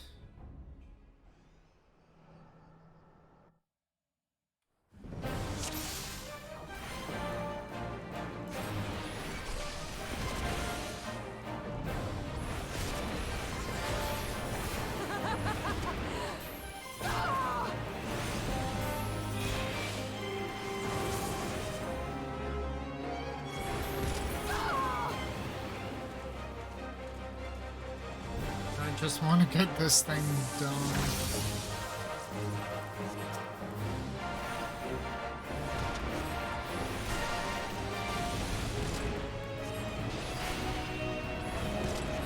In death do our souls sing!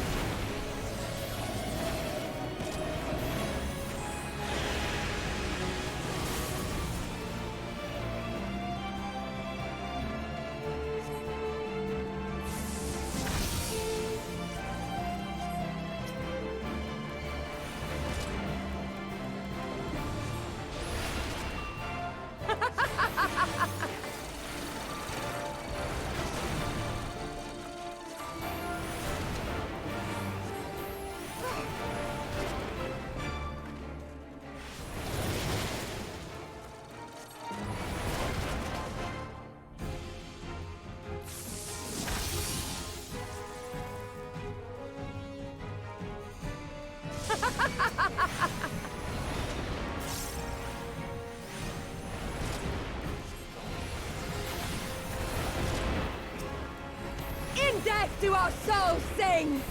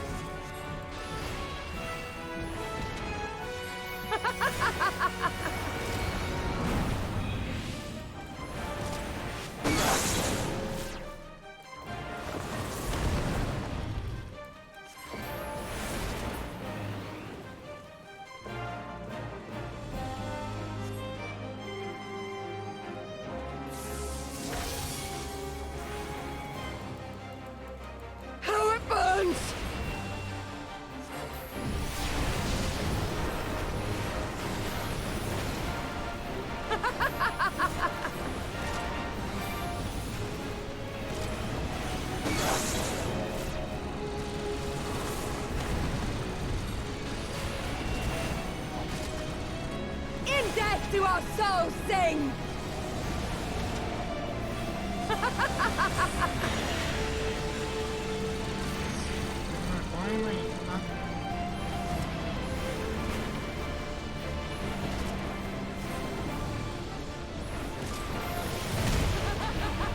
Okay.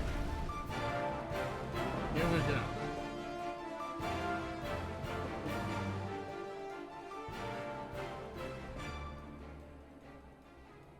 Yes!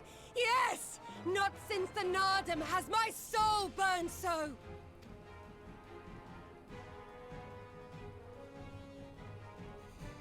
Come! We have only just begun.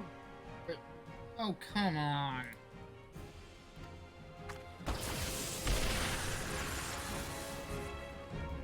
Enough! You were not granted leave to set the steppe ablaze. Well, well, the sun has come out to play. Be gone, Moonstruck Oranir! I am busy!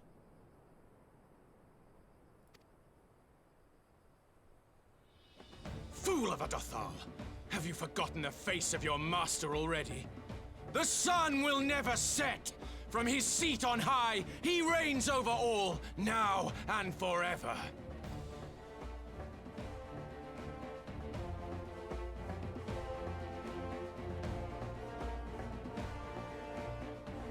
Yet what should he find here but a battle to determine the fate of the steppe?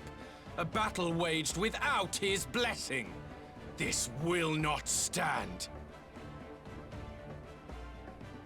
You, Doman! You who come to petition the warriors of this land, forget that all Nama's children are wards of the Oranir. As first among my brothers, your petition is mine alone to judge.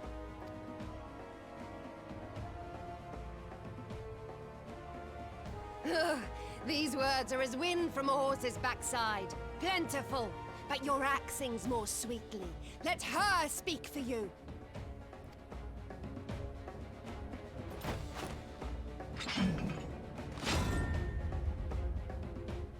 Insolent child. You will learn your place!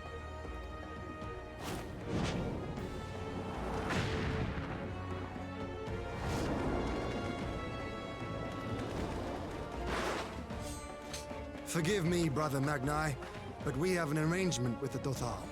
We will not abide any interruptions.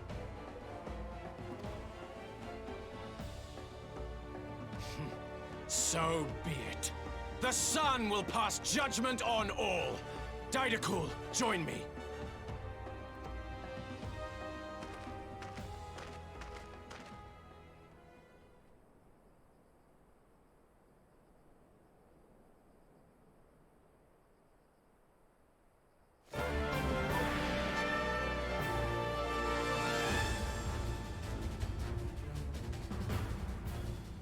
The sun is in good company. We may dance alone.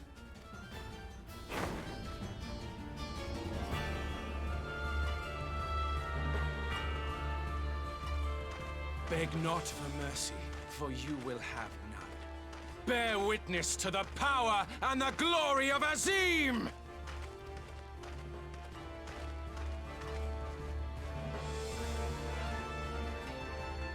Constantly at each other's throats like rabid dogs. Gods, I'm turning into her. I have not the patience for this. But if we must fight, let us at least be brief. Come.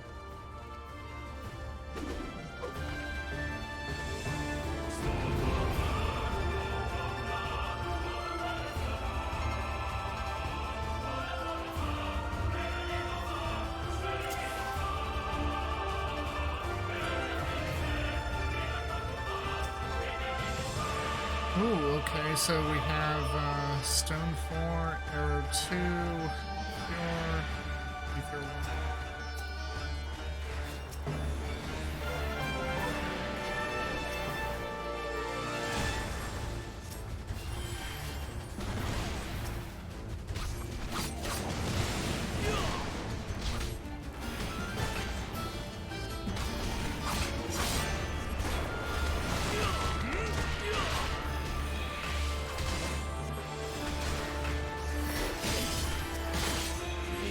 die!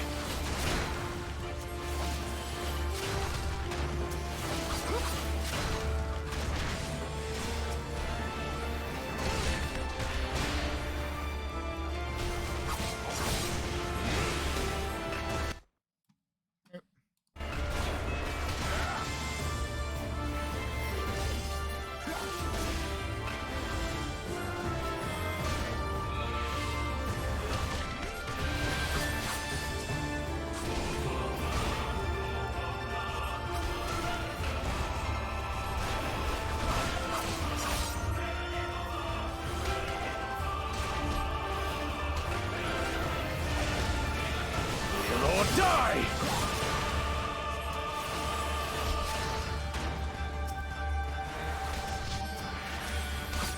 Bow down before me!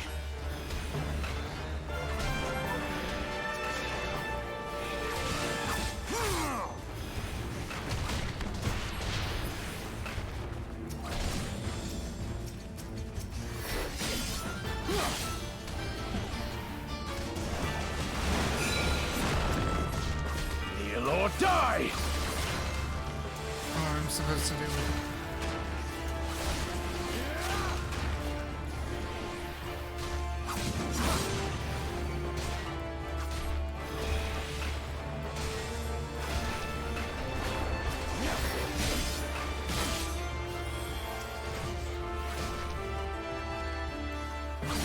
Kneel or die!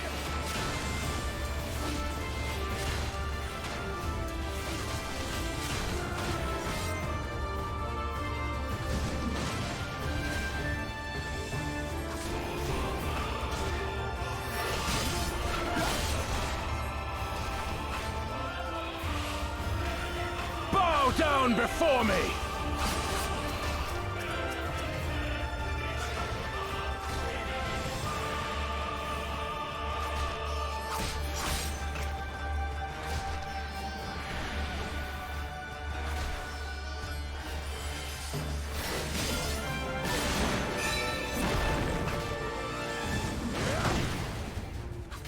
Kneel or die! Bow down before me!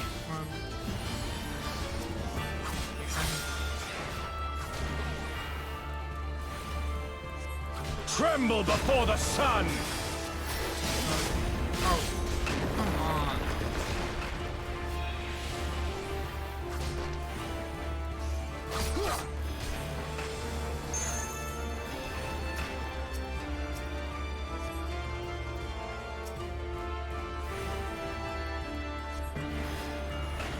Let us be about it!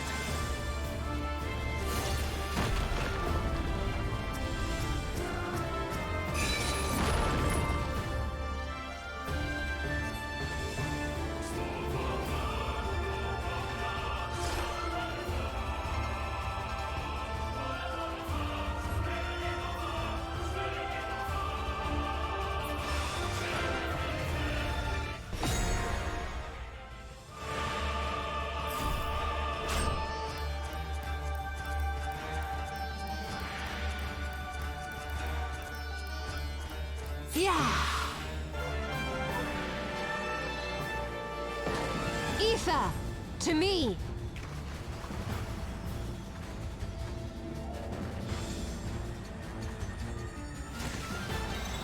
Have at you!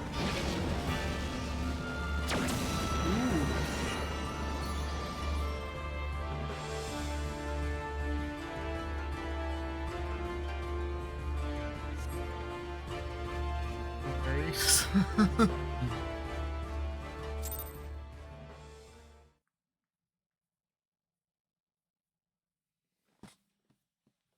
Well, that was interesting.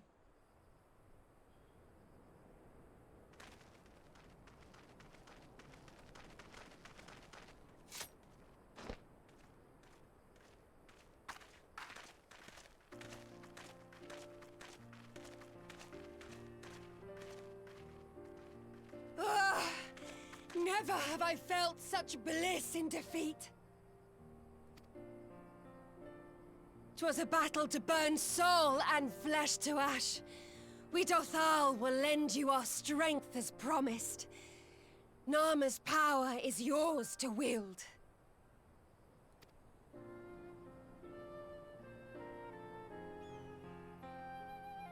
What does the sun say to that?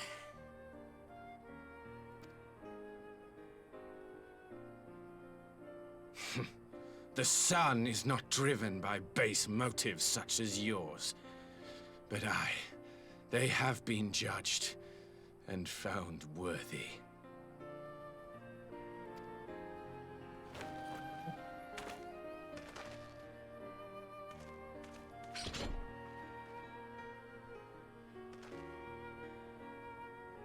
It is the way of the Orinir to accord recognition and respect to the strong. You have made sufficient proof of your strength. The sun shall answer your call. You have our thanks. We are glad to call you allies.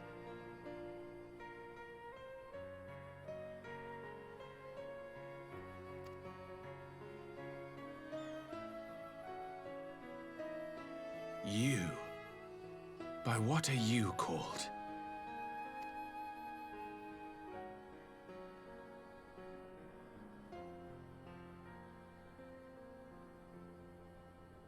Y'shtola.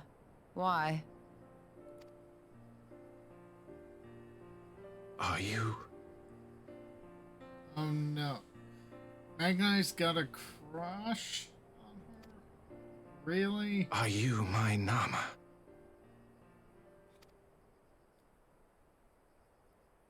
Moonstruck indeed.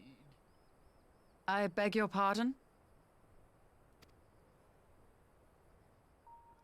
In battle, you shone with all the majesty of the full moon's light. Your healing touch, the embodiment of the Dusk Mother's love.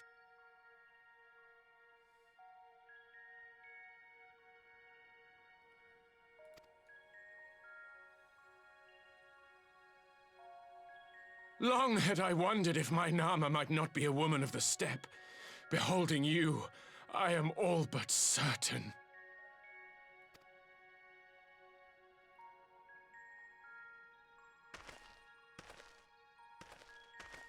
Now, look into my eyes. Could it be? Could you be?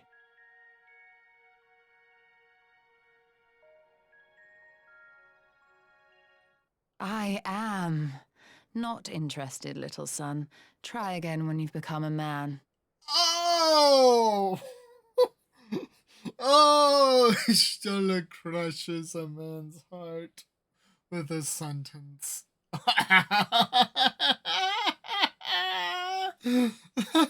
Oh, that's brilliant.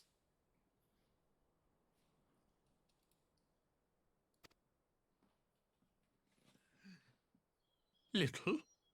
Little? Okay, I'm gonna let it ride now.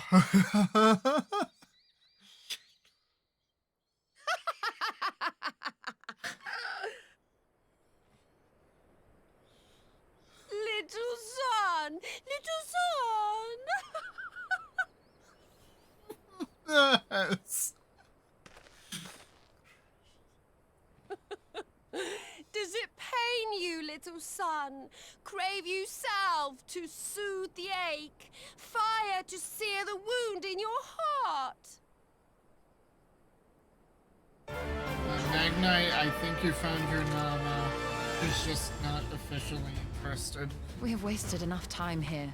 Siren awaits for word of our success. Yeah. Time to go.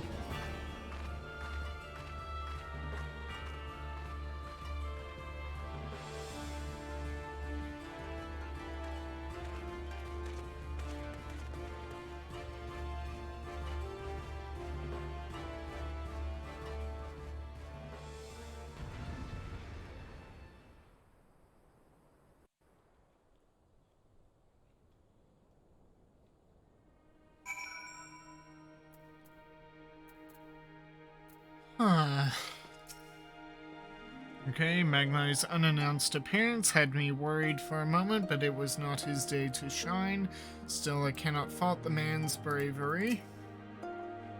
Offended? Not in the least. I am no stranger to clumsy propositions, and that, believe it or not, was far from the worst I have heard. Oh, so others have made clumsy propositions. In the matter of Nama's power and the Alliance, the gods have remained silent. That is their way of telling us to choose with our hearts.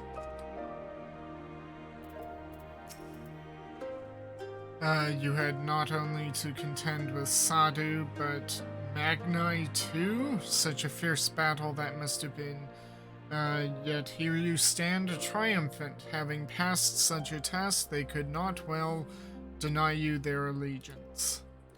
The mole will make no such demands. Weak though we are, we will gladly stand with you.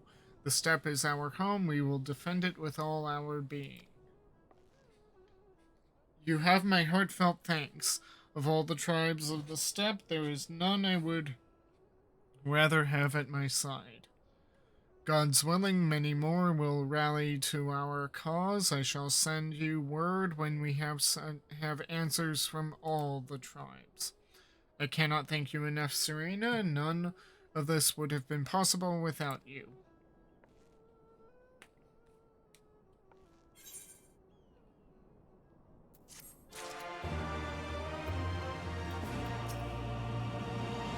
The mole have no love for war. We love our home fiercely. Should the steppe be threatened, we will rise up to protect it, as will full many other tribes, I believe.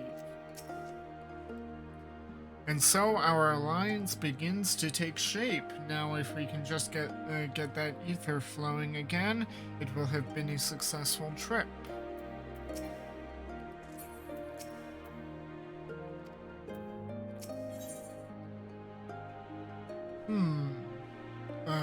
The call. Ishtola would see the ether flow once more. We have the requisite consent. 'Tis time to put Nama's power to use. If the ether flows as planned, all that remains is to have the Ironworks engineers do their work at the ruins. Come, let us return to the House of the Crooked Coin.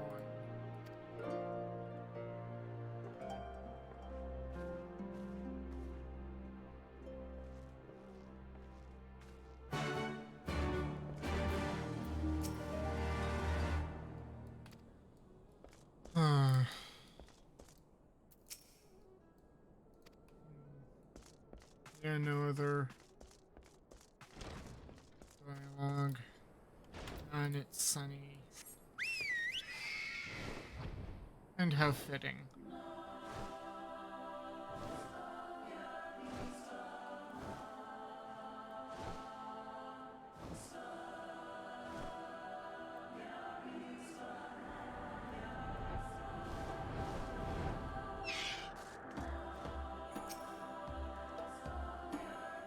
I would not have the first idea how to awaken such a contraption, let alone control it, but then I'm not an Archon of Charlene. I shall begin at once. You may wish to step back. Oh, I'm not back far enough? Okay.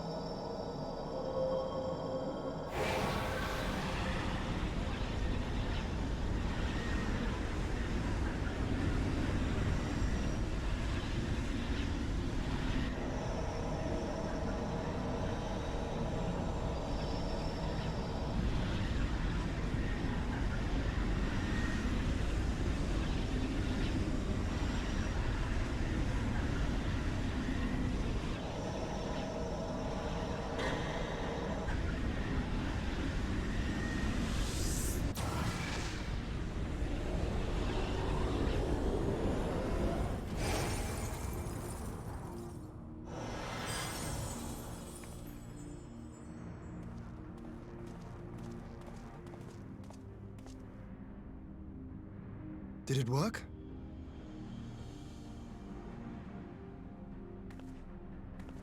It did.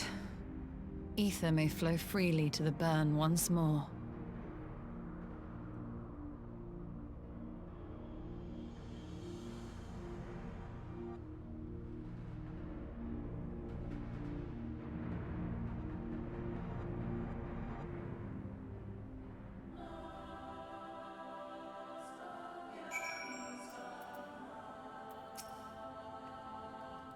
To manipulate ether in such vast quantities is draining, to say the least. I shall take it slowly for a while. I do not pretend to understand what you did, Ishtola, but you did it. Thanks to you and Myrokos, of course, we have taken a momentous step towards securing our defenses. Now, as much as I believe a rest is in order, we should probably make haste back to the Enclave. Agreed. The others may already have returned from their missions, and I would know how things stand. As would I. Without further ado, then.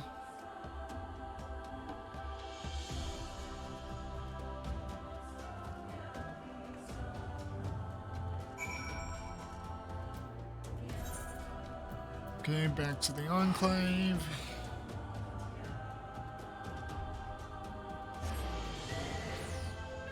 Yeah, we haven't seen him.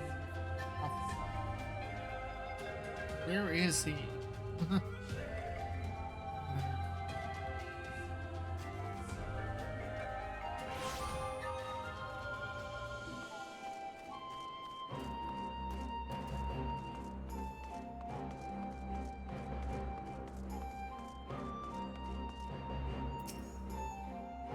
Lord Hien is expecting you, may I show?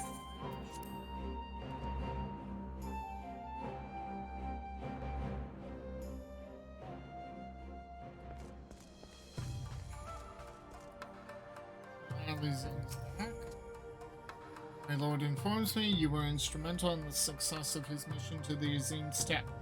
Though we hope to make many more allies, we could wish for no better than you and your fellow son. Each of the factions lent an ear to our petition, and as anticipated, however, many were unwilling to do more than that. Everyone has returned. Excellent. Time to take stock. It seemed that we are the last to arrive.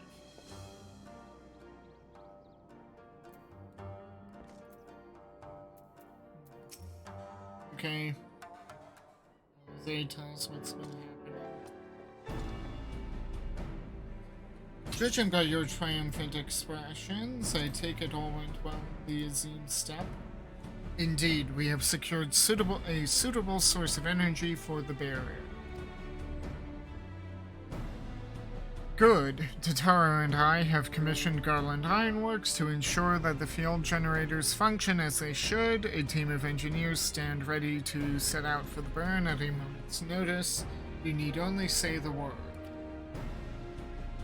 I thank you for engaging their services on our behalf. Minutiae of the arrangement you may leave to me. Which just leaves the small matter of our alliance. So, Yugiri and Hakoro, how fare you with our neighbors?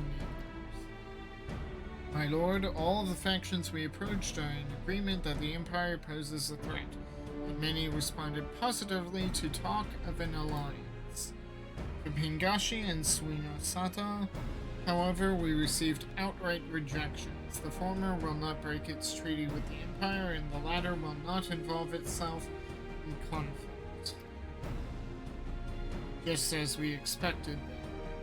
Well, there is naught to be done about it. We must focus on the rest. To each of the nations that were amenable to an alliance, I will personally send a message. And once I have attended to that, I believe we will have done everything we can to fortify Doma's defenses, for the time being at least. All of which means I may leave for the meeting in Alamigo with a lighter heart. Yugiri, Hakoro, if you would be so kind as to hold the fort in my absence. My friends, we could not have achieved so much in so little time without your help. For that, I give you my heartfelt thanks. Till the meeting, then. I took the liberty of asking Thancred to attend as well. He should have arrived in the Alameda Quarter by now. Then let us not keep him waiting, shall we?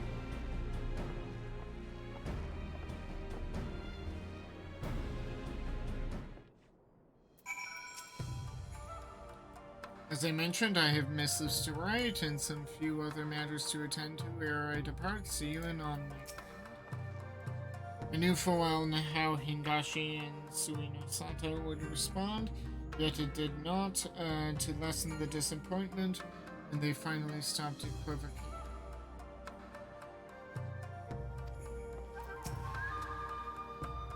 Are you perchance familiar with Nagsha? It is the region to the south and west of Yansha, home to several small nations. Such peoples well understand the value of an alliance, and thus did many of them receive our proposal most favorably.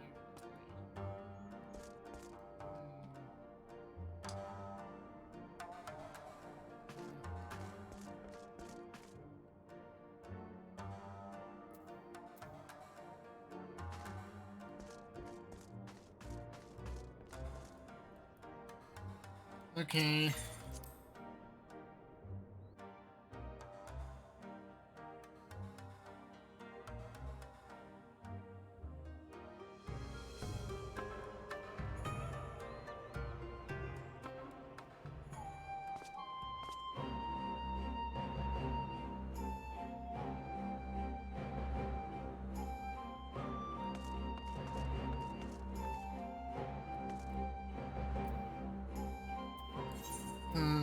Okay, now back to order.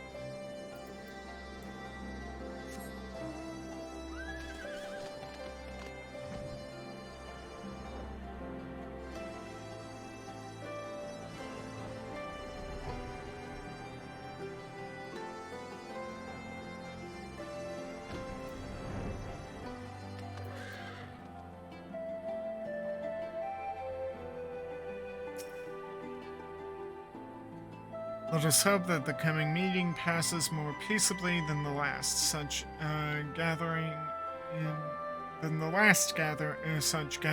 Alamigo. Yeah, when we had to deal with a primal.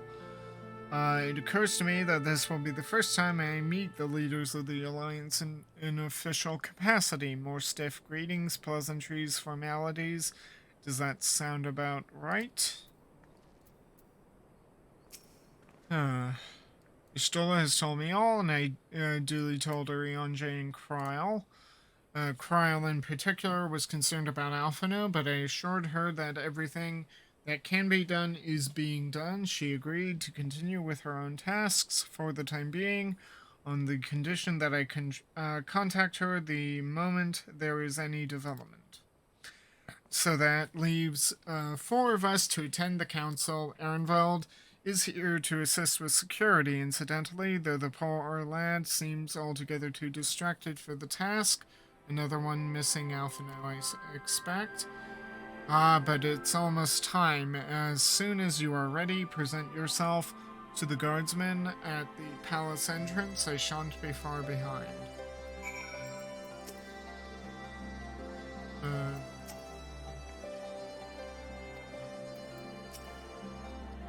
If you can spare a moment after the proceedings, consider seeking out Ehrenwald. A word from you would do wonders for the lad, I am sure. After proceedings. Okay.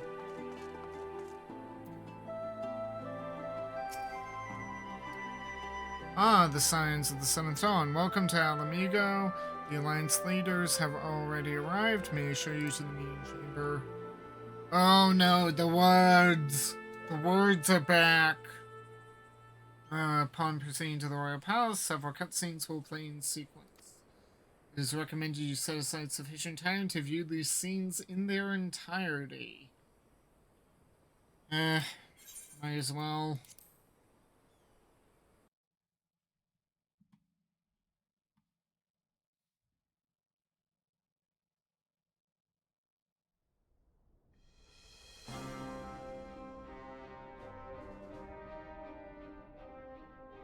Mistress Lys, Commander Aldin, it gives me great pleasure to formally welcome the city-state of Alamigo to the Eorzean Alliance.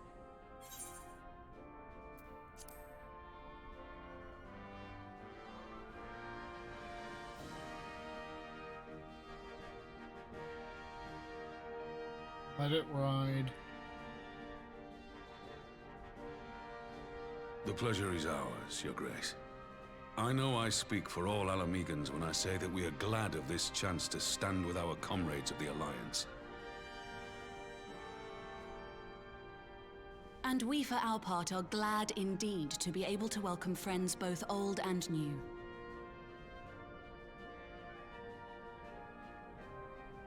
Lord Hien of Doma, at your service.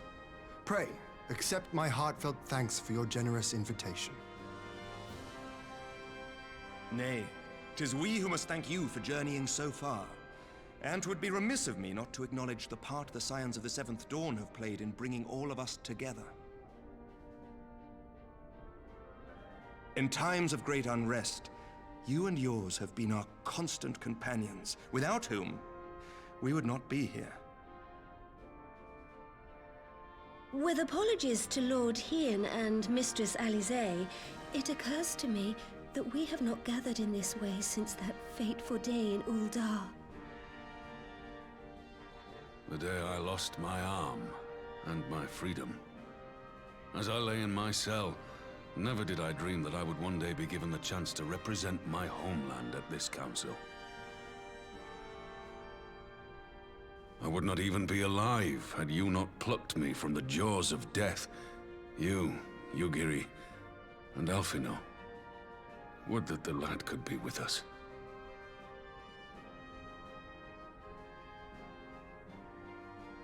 I too owe my presence here to ALPHINAUD, in so many ways. Until such time as he returns, I mean to carry on his good work as best I can.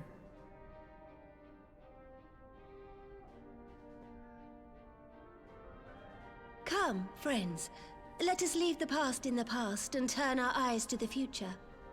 My Lord Hien, pray, tell us how things stand in the East.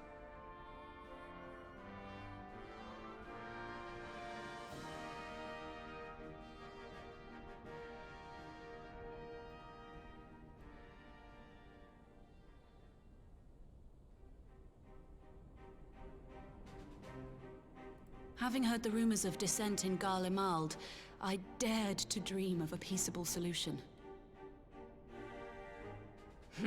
The Empire will not so easily change its ways. If the Garleans have a mind to take back Doma and Alamigo, we'll be hard-pressed to stop them, even with the might of 6 nations. But while we lack the strength to fight the tide, a course may yet present itself, if we read the winds aright.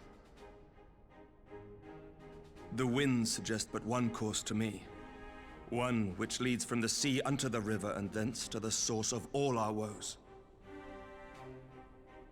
The Ascians. Indeed. All here have felt their blighted touch. It was the bringers of chaos who nurtured the Archbishop's tyrannical ambitions. They who bestowed upon him the secrets of summoning, as they have so many others before and since. And while they remain, we shall know no peace.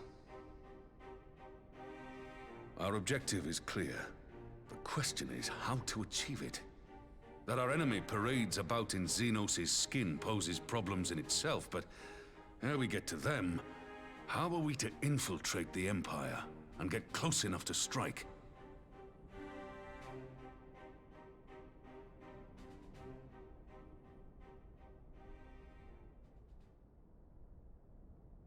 While I see the wisdom in targeting the Ascians, an assassination attempt on Garlean soil would do little to aid our cause, even were it to succeed. It's time we used our enemy's preferred tactic: subterfuge. You have an idea? Speak your mind, Master Thancred. None here know the enemy better than the Scions, and you mayhap best of all. Whatever it is you propose, we will give it fair hearing. On that you have my word. Very well, Admiral. My proposal is thus. We dispatch the Shinobi to Imperial territory. There, they sow the rumor that the Crown Prince perished in the battle for Alamigo, and that the man parading around is in fact a corpse inhabited by a servant of darkness.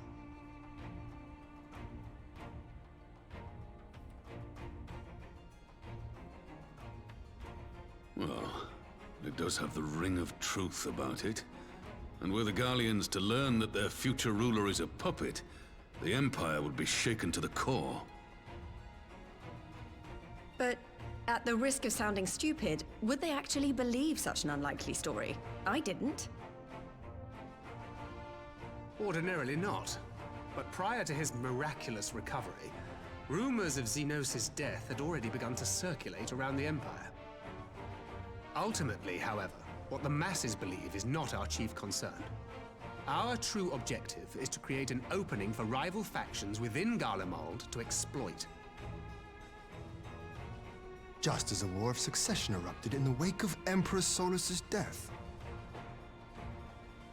A war which raged until but recently, plunging the Imperial House into disarray as nephew and uncle grappled for the throne. It is no coincidence that one of Varus's first acts as Emperor was to name Xenos heir apparent, family feuds being so tiresome when armies are involved.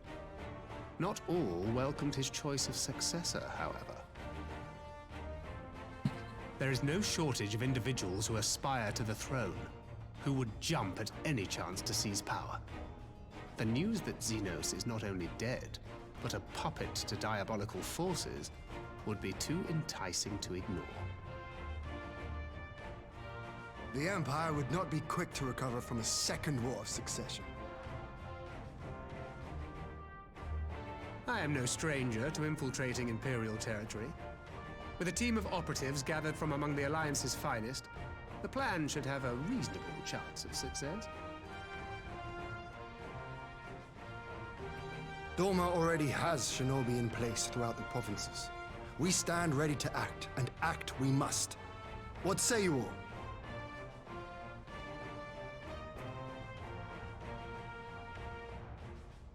I'm for Master Thancred's proposal. We shine a light upon the Ascian and test the Empire's unity. 'Twas his plot that scuttled Doma's negotiations, was it not? Why then, if we can eliminate him, there may yet be a chance for peace. Let us wage this war of subterfuge, that we may one day lay down our arms. Gods know we never will while the Ascians remain.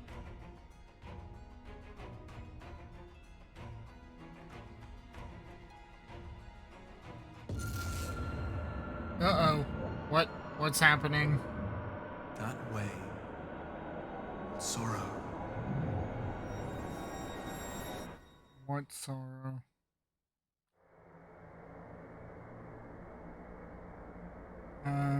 What's going on? History must be changed.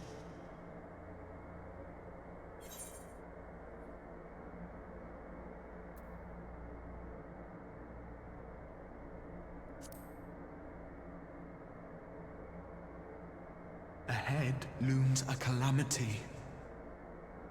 Ahead looms light, expunging all form and life. Twin dooms only you can forestall. Only you. What's the matter?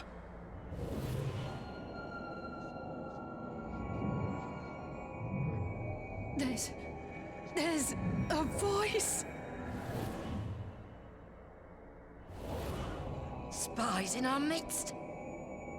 Nay, I sense no such presence. Let expanse contract.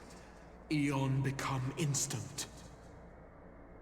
Throw wide the gates that we may pass.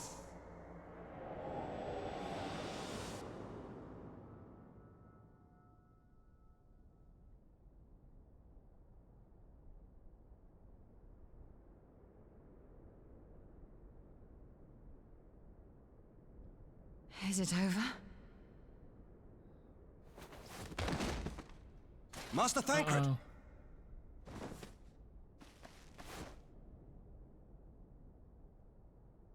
12 for Fend.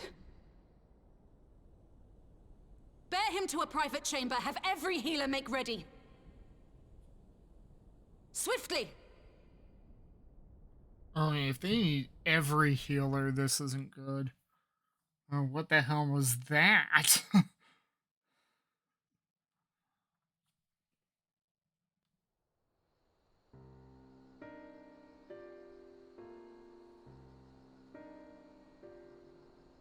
Master Thancred remains in slumber.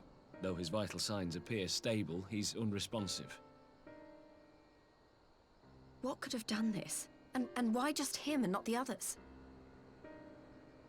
I'm afraid we could not identify the cause, my lady.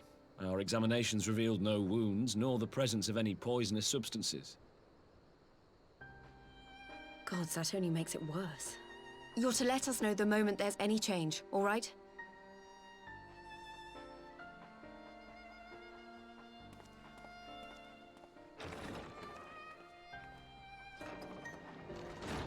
Thank you for coming. Knowing Thancred, he would apologize for being otherwise engaged at so crucial a juncture. In gifting us a course of action, Thancred sowed the seed of all that is to follow. We have but to nurture it as best we can. To him, I would say, rest easy, that he may wake to enjoy the fruits of our labors. Now, the matter of the mysterious voice must not be forgotten. Will you tell me exactly what happened? Alizé and I heard a voice in the moments before Thancred collapsed. It was accompanied by a severe headache, as if something were clutching at our minds. Did you experience the same thing? Yep.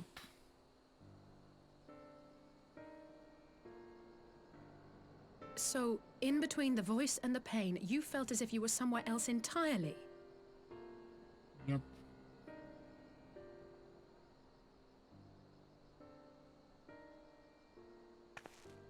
Your testimony confirms my suspicion. That which you experienced was, I believe, your soul being plucked from your flesh. Called. Called?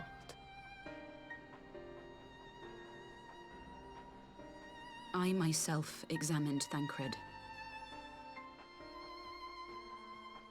Reach out as I may, I could not sense in him the spark of life that is his soul.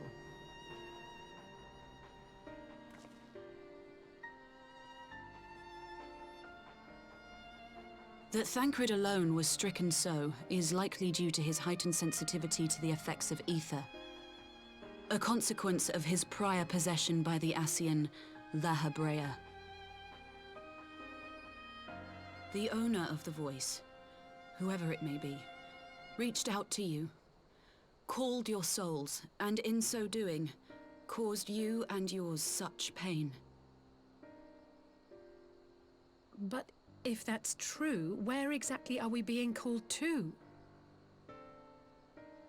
I know not. Yet one thing is plain. Whoever waits for you on the other side is possessed of a power unlike any I have ever known.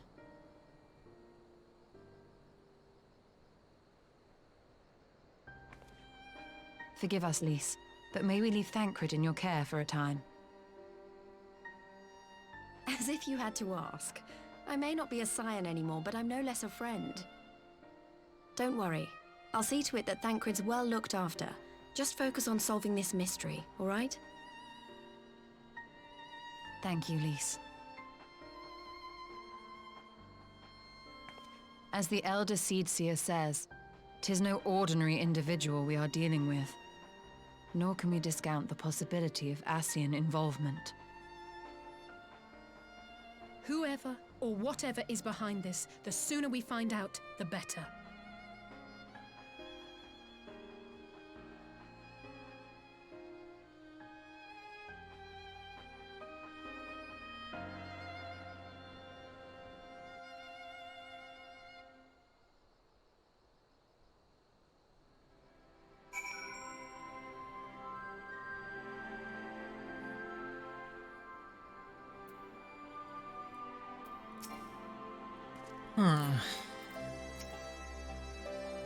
Don't you worry about Thancred. I'll send word as soon as there's any change. If the Ascians are indeed responsible, we must take steps to protect ourselves, though I know not how. Never have I encountered such a phenomenon. If this is magic, it is beyond my ken. I just tried to call Urianger on his link pearl. He didn't respond, but I dare to hope that he possesses some knowledge we do not. Ah, Urianger, something happened during the meeting. Thancred's collapsed. A disembodied voice suddenly started... What? But that's... We should talk about this in person. Alright, we'll meet you there. That was Urianger. He heard the voice too. Him too? In Thanalan?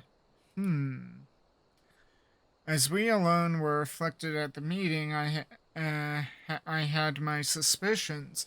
But if the voice also spoke to Urianger, there can be little doubt. The Scions were targeted specifically. By whom and to what end is the question, one to which we must find an answer with all possible haste.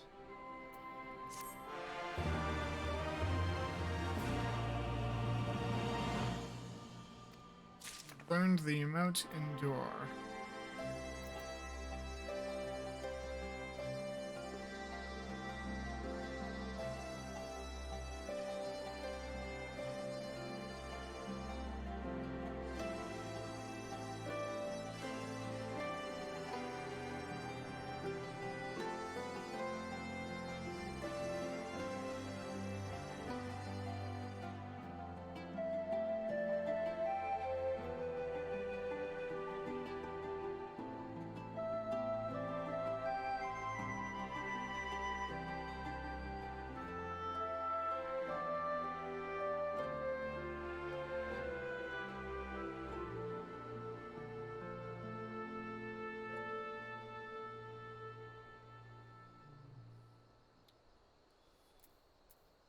Ooh, I got a question mark.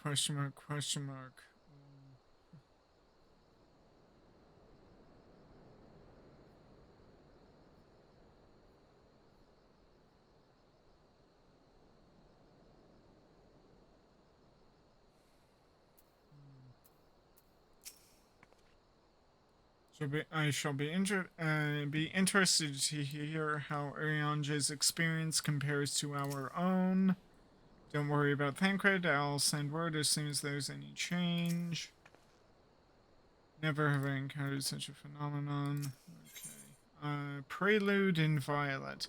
Alize is eager to rendezvous with Urianger. Urianger agreed to meet us at the Rising Stones. If any of the others heard the voice, we'll find out soon enough. Good luck. I should get back to the meeting with the Elder Seedseer, but if there's anything I can do, anything at all, you must let me know, alright? Promise me.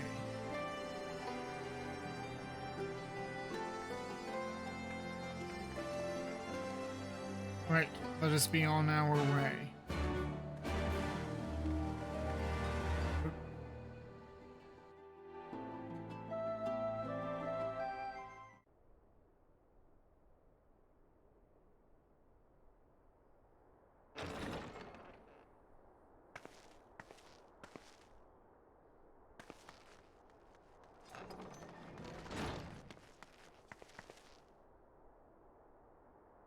Urianger!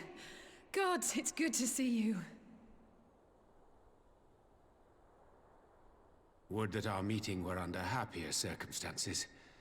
I judged the voice sufficient cause for concern even before you sent word of its effect on our comrade.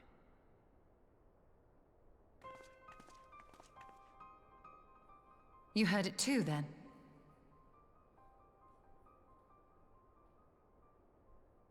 Aye. And all but certainly at the selfsame instant. Alas, pained as I was, I could make little sense of what few words did then reach mine ears.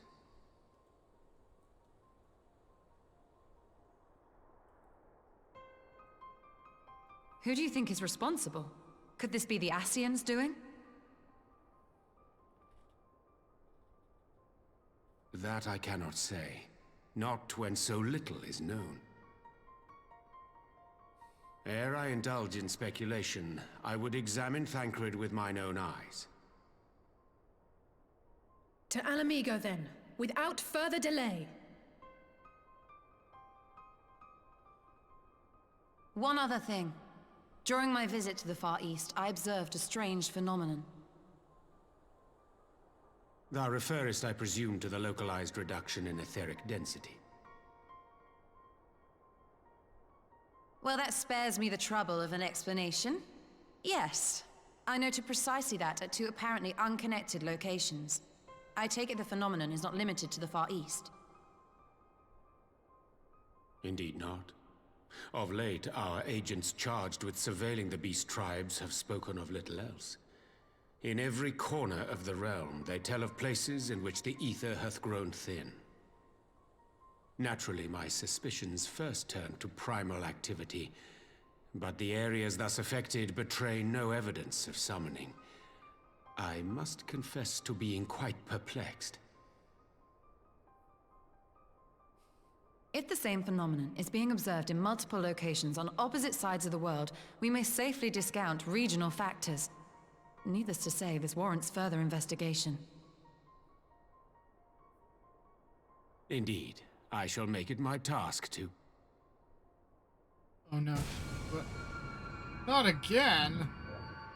What the... The voice. It calleth to me once more.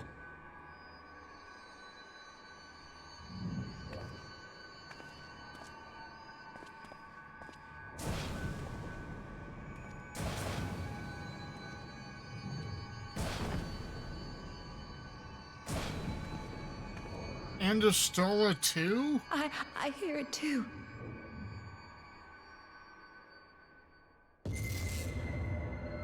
Only you. Only you. No! Ishtola! Urianger! Throw wide the gates.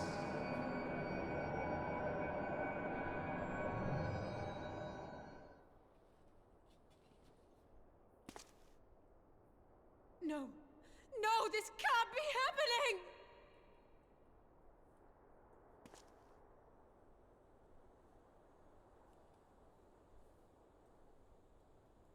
Y'shtola! Urianger! Open your eyes!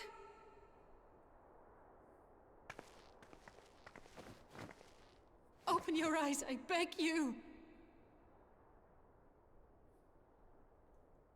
Say something! Anything! Not again. Please, not again.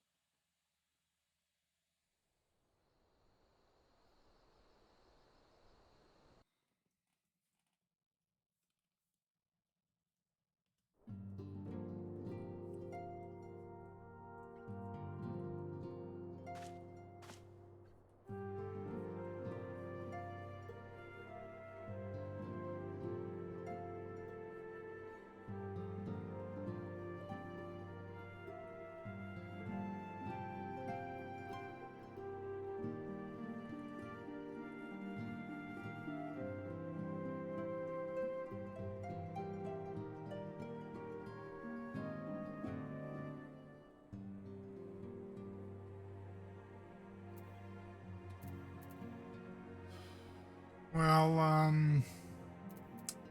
that's rather worrying. This is an unprecedented predicament for the science, but we must remain strong, the least of us most of all. It cannot be discounted that Mistress Kyle has heard the voice as well. I will ask Tataru to send her word of what has come to pass.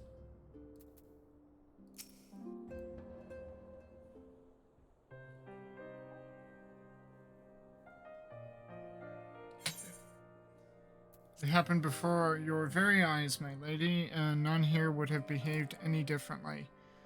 We have borne the two of them to a private chamber, but tell me, is it true that Master Thancred languishes in a like state in Alamigo?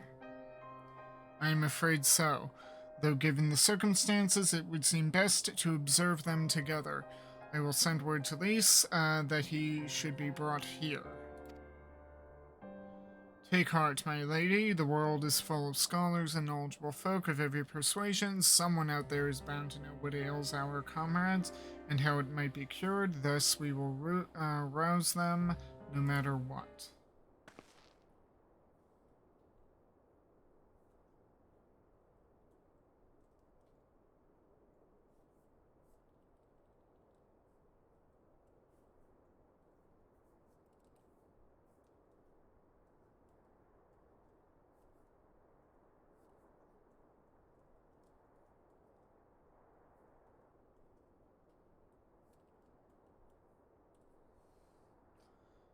That we will, Hori, that we will.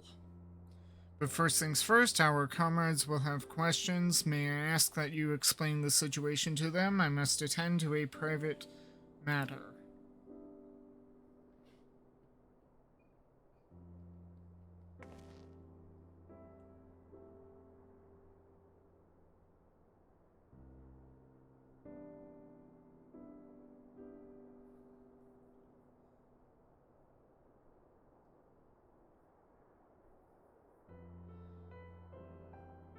Oh, I promised I'd visit someone in Limsa Limensa. He's been waiting at Maelstrom Command for a while. The only person at Maelstrom Command she could be visiting is Gabu. Oh my. You know, you should come along too. I think he'd be glad to see you.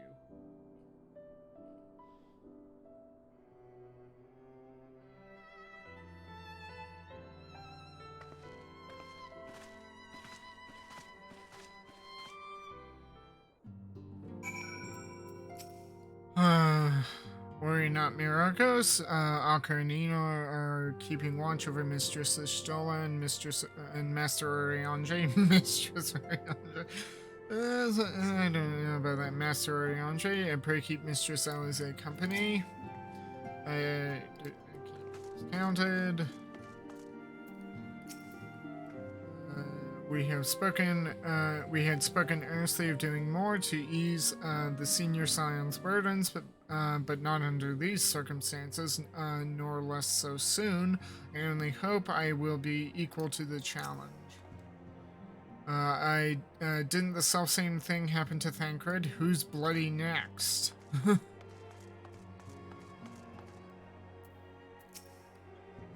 As a mage, I have some few scholarly acquaintances of my own, and will reach out to them for their insights. It may not be much, but 'tis my own little way of aiding Mistress Alize.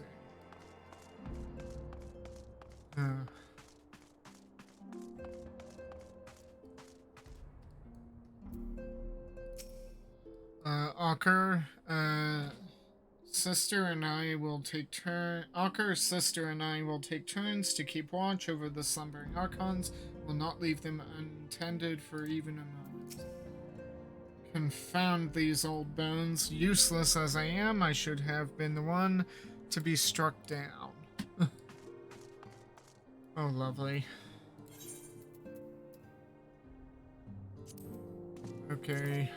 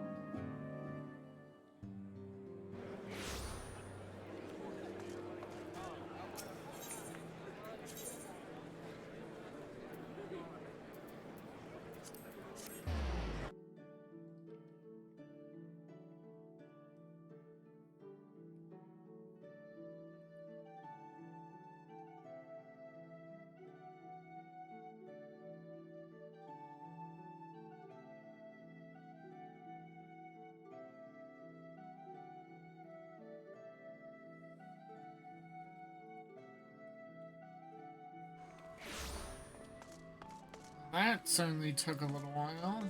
Fortunately, it's just right here.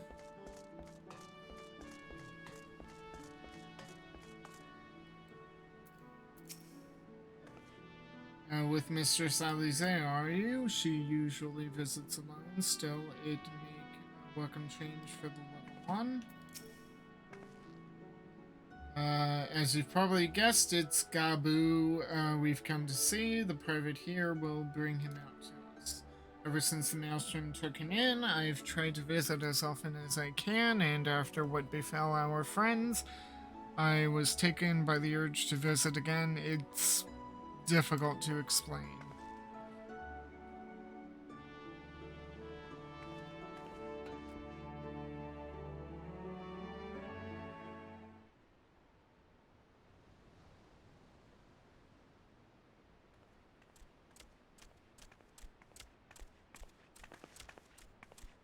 Here he is, my lady.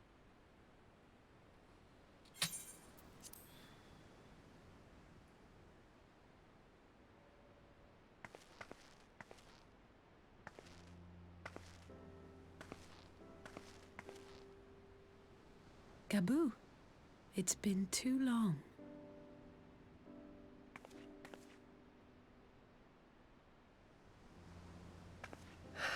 I'm afraid there's been no change. If he can see or hear us, he has given no sign. I see. You're still fighting. I'm proud of you.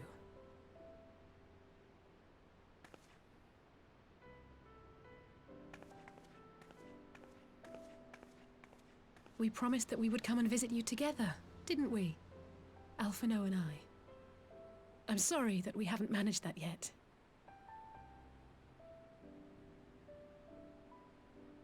You know, with the three of us like this, does it not remind you of that night? Of the stars beyond count twinkling in the heavens? I was feeling pretty low back then. Powerless. But I knew that my brother was close by if I needed him, and that the others would be waiting for me back at the Rising Stones. Not like now.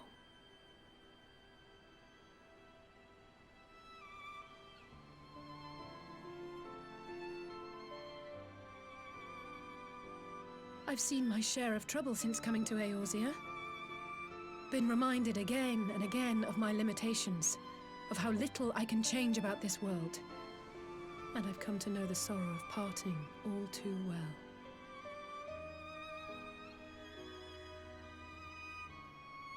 But to have the people I hold dear struck down before my eyes, and be powerless to help them, that I cannot bear.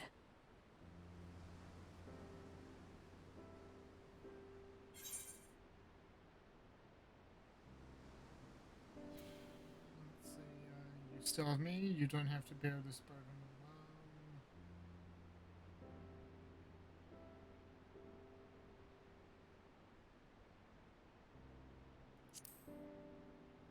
You don't have to bear this burden alone. She knows I'm there. No, I don't. You're right. It's pure arrogance to imagine I can solve everything by myself. You'd think I'd have learned that by now. Thank you. I don't know what I'd do without you.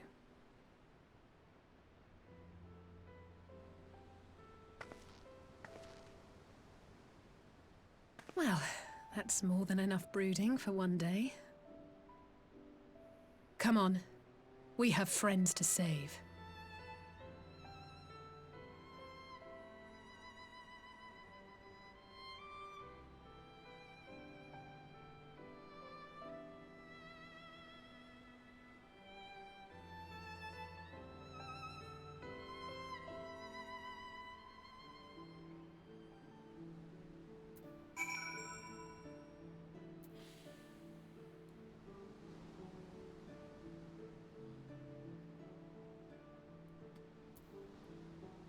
This, I'm supposed to release it, but she's not loading.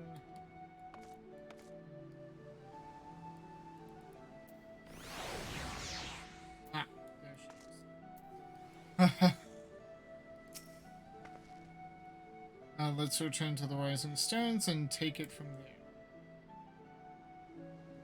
Thanks again for agreeing to come. It meant a lot to me.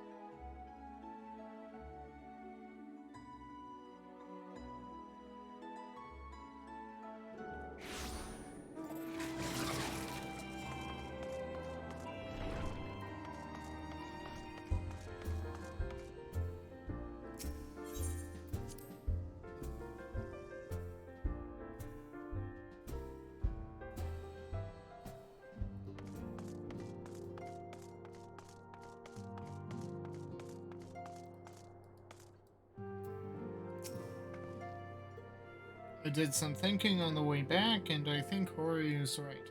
We need to seek outside help. Ordinarily, we would turn to our own experts on such matters, but they're both among the stricken. We'll begin by reaching out to the myriad guilds and research institutions here in Eorzea. Additionally, Grandfather and Quinfilia had a wealth of connections between them, and I mean to explore those avenues too. We'll find a way to save everyone, mark my words. Much and more has happened in recent days, some of it for the good, some not so, but all around me, people continue their fight. From the shinobi who search for ALPHINAUD and the Alliance members who make ready to move against the Empire, they march on in the face of great adversity, bearing heavy burdens. Everyone is playing their part, and so must I. You have your own part to play, I know, and it's bigger than most, so I won't keep you. Just promise that you'll visit from time to time, and I promise I'll have good tidings to share with you when you do.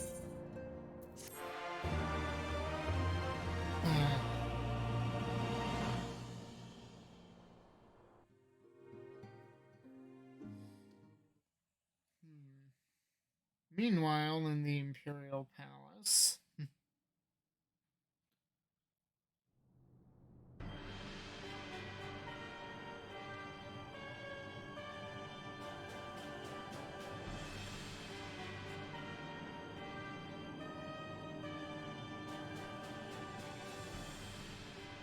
The Populares no longer present an obstacle. Now is the time to bring the Empire's might to bear. A word from your Radiance is all it takes.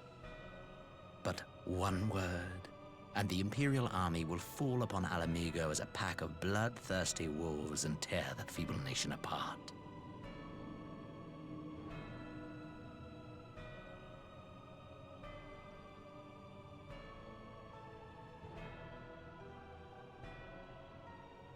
Have you no words for me?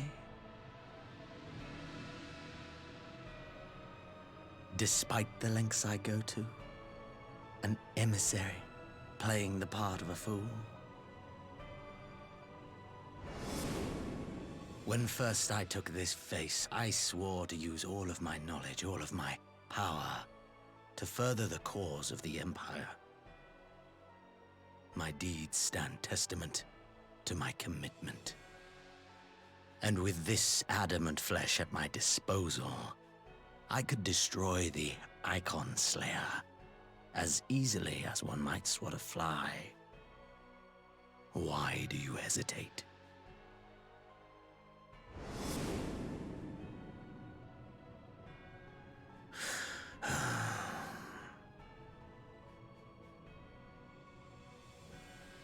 Our enemy is resourceful.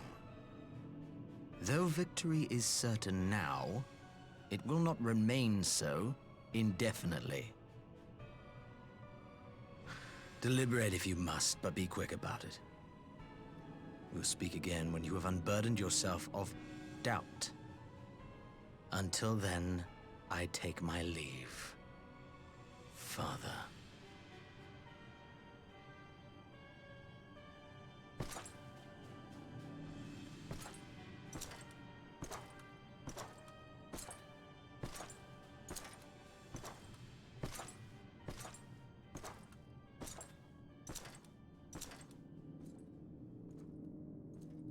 I should be the one to sigh.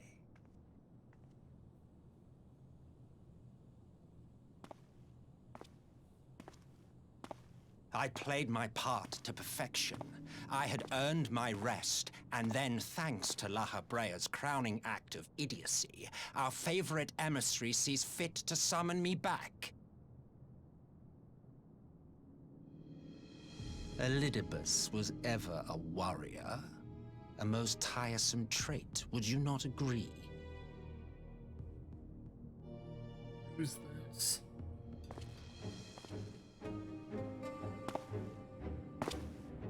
What? Have you no words for me either? No matter. I've long grown weary of this mummery. Now, my dearest grandson, let me remind you of your place in the simplest of terms.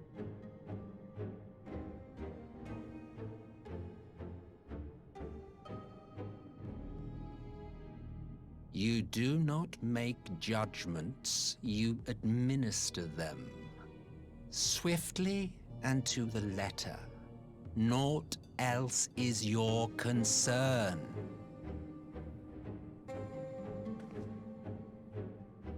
Elidibus may be an insufferable bore, but he is no fool. His choices as emissary seldom err.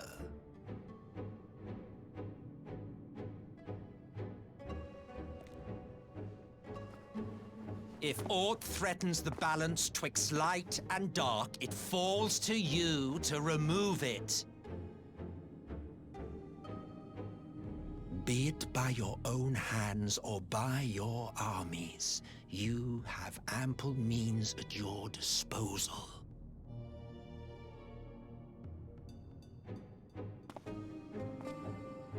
That is why this empire exists, why I built it. Oh dear, have I touched a nerve? You always were an easy one to read. I pity you, I do. As they say, ignorance is bliss. And I know how much happier you would be not knowing the things you know. The Founding Father was an Ascian, and he created the Empire solely for the purpose of sowing the seeds of chaos.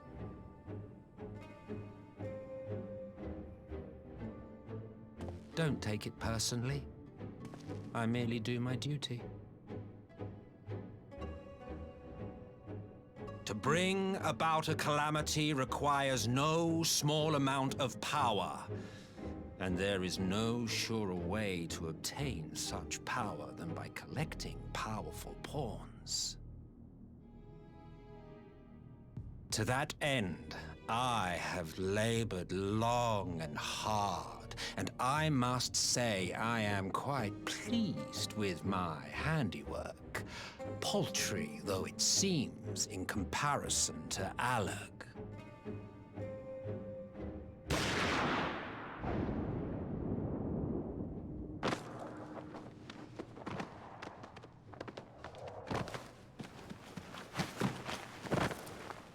You fiends are overfond of your own voices.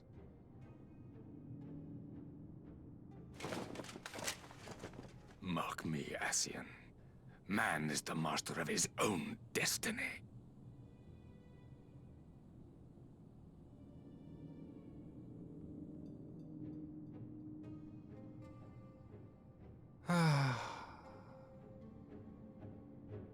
Such a waste of time and energy.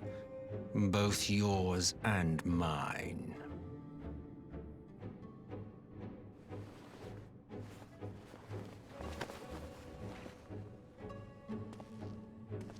Lest you forget, you are Emperor now. If you wish to spout drivel about man's destiny, save it for the masses. It will serve to give them a sense of purpose, and you, pliant pieces for the game.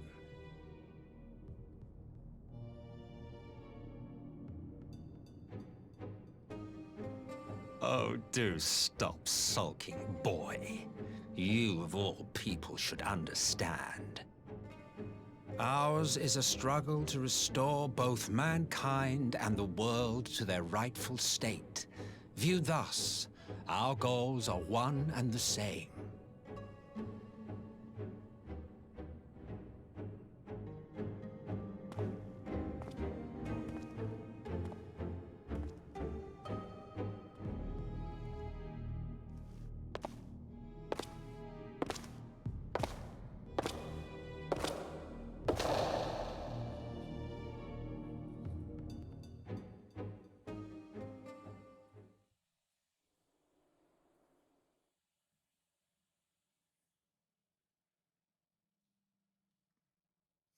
Meanwhile, at a resistance encampment.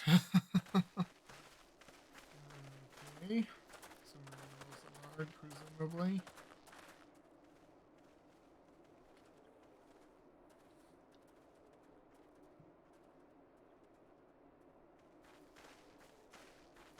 Well, here's ALPHINAUD. What in the world?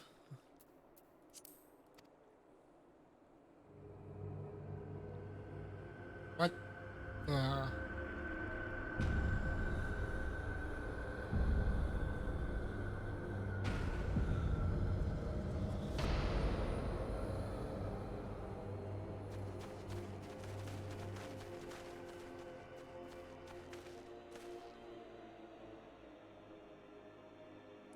Dead. All dead. Yet I see no wounds, nor any evidence of battle.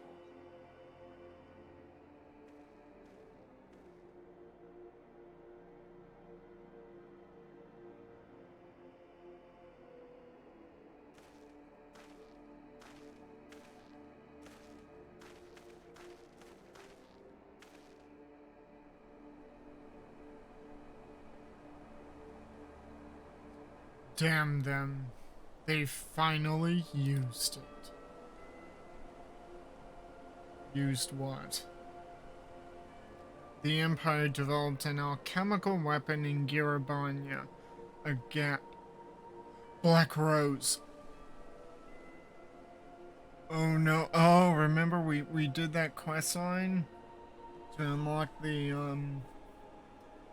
Ananta Beast Tribe, and part of that was the Black Rose stuff.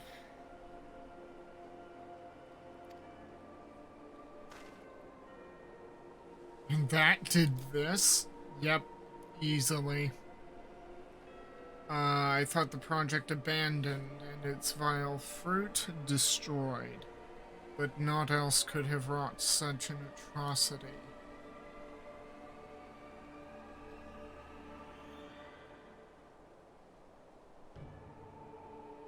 Fools. What do they hope to gain with this butchery? Can they not see that a rule one through terror will not endure? How many more provinces must they lose?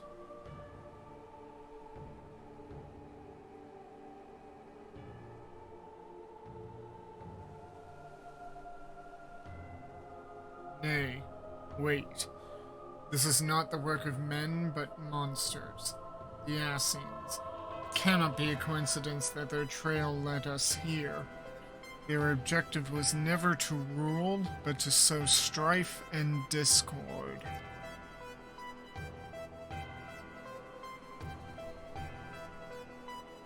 Such a crime does indeed bear the mark of the bringers of chaos. Black Rose cannot be allowed to kill again. You must find the Assassins and put an end to their plot. But where's Maxima? Why is Maxima and the others not with them? Didn't they all leave together?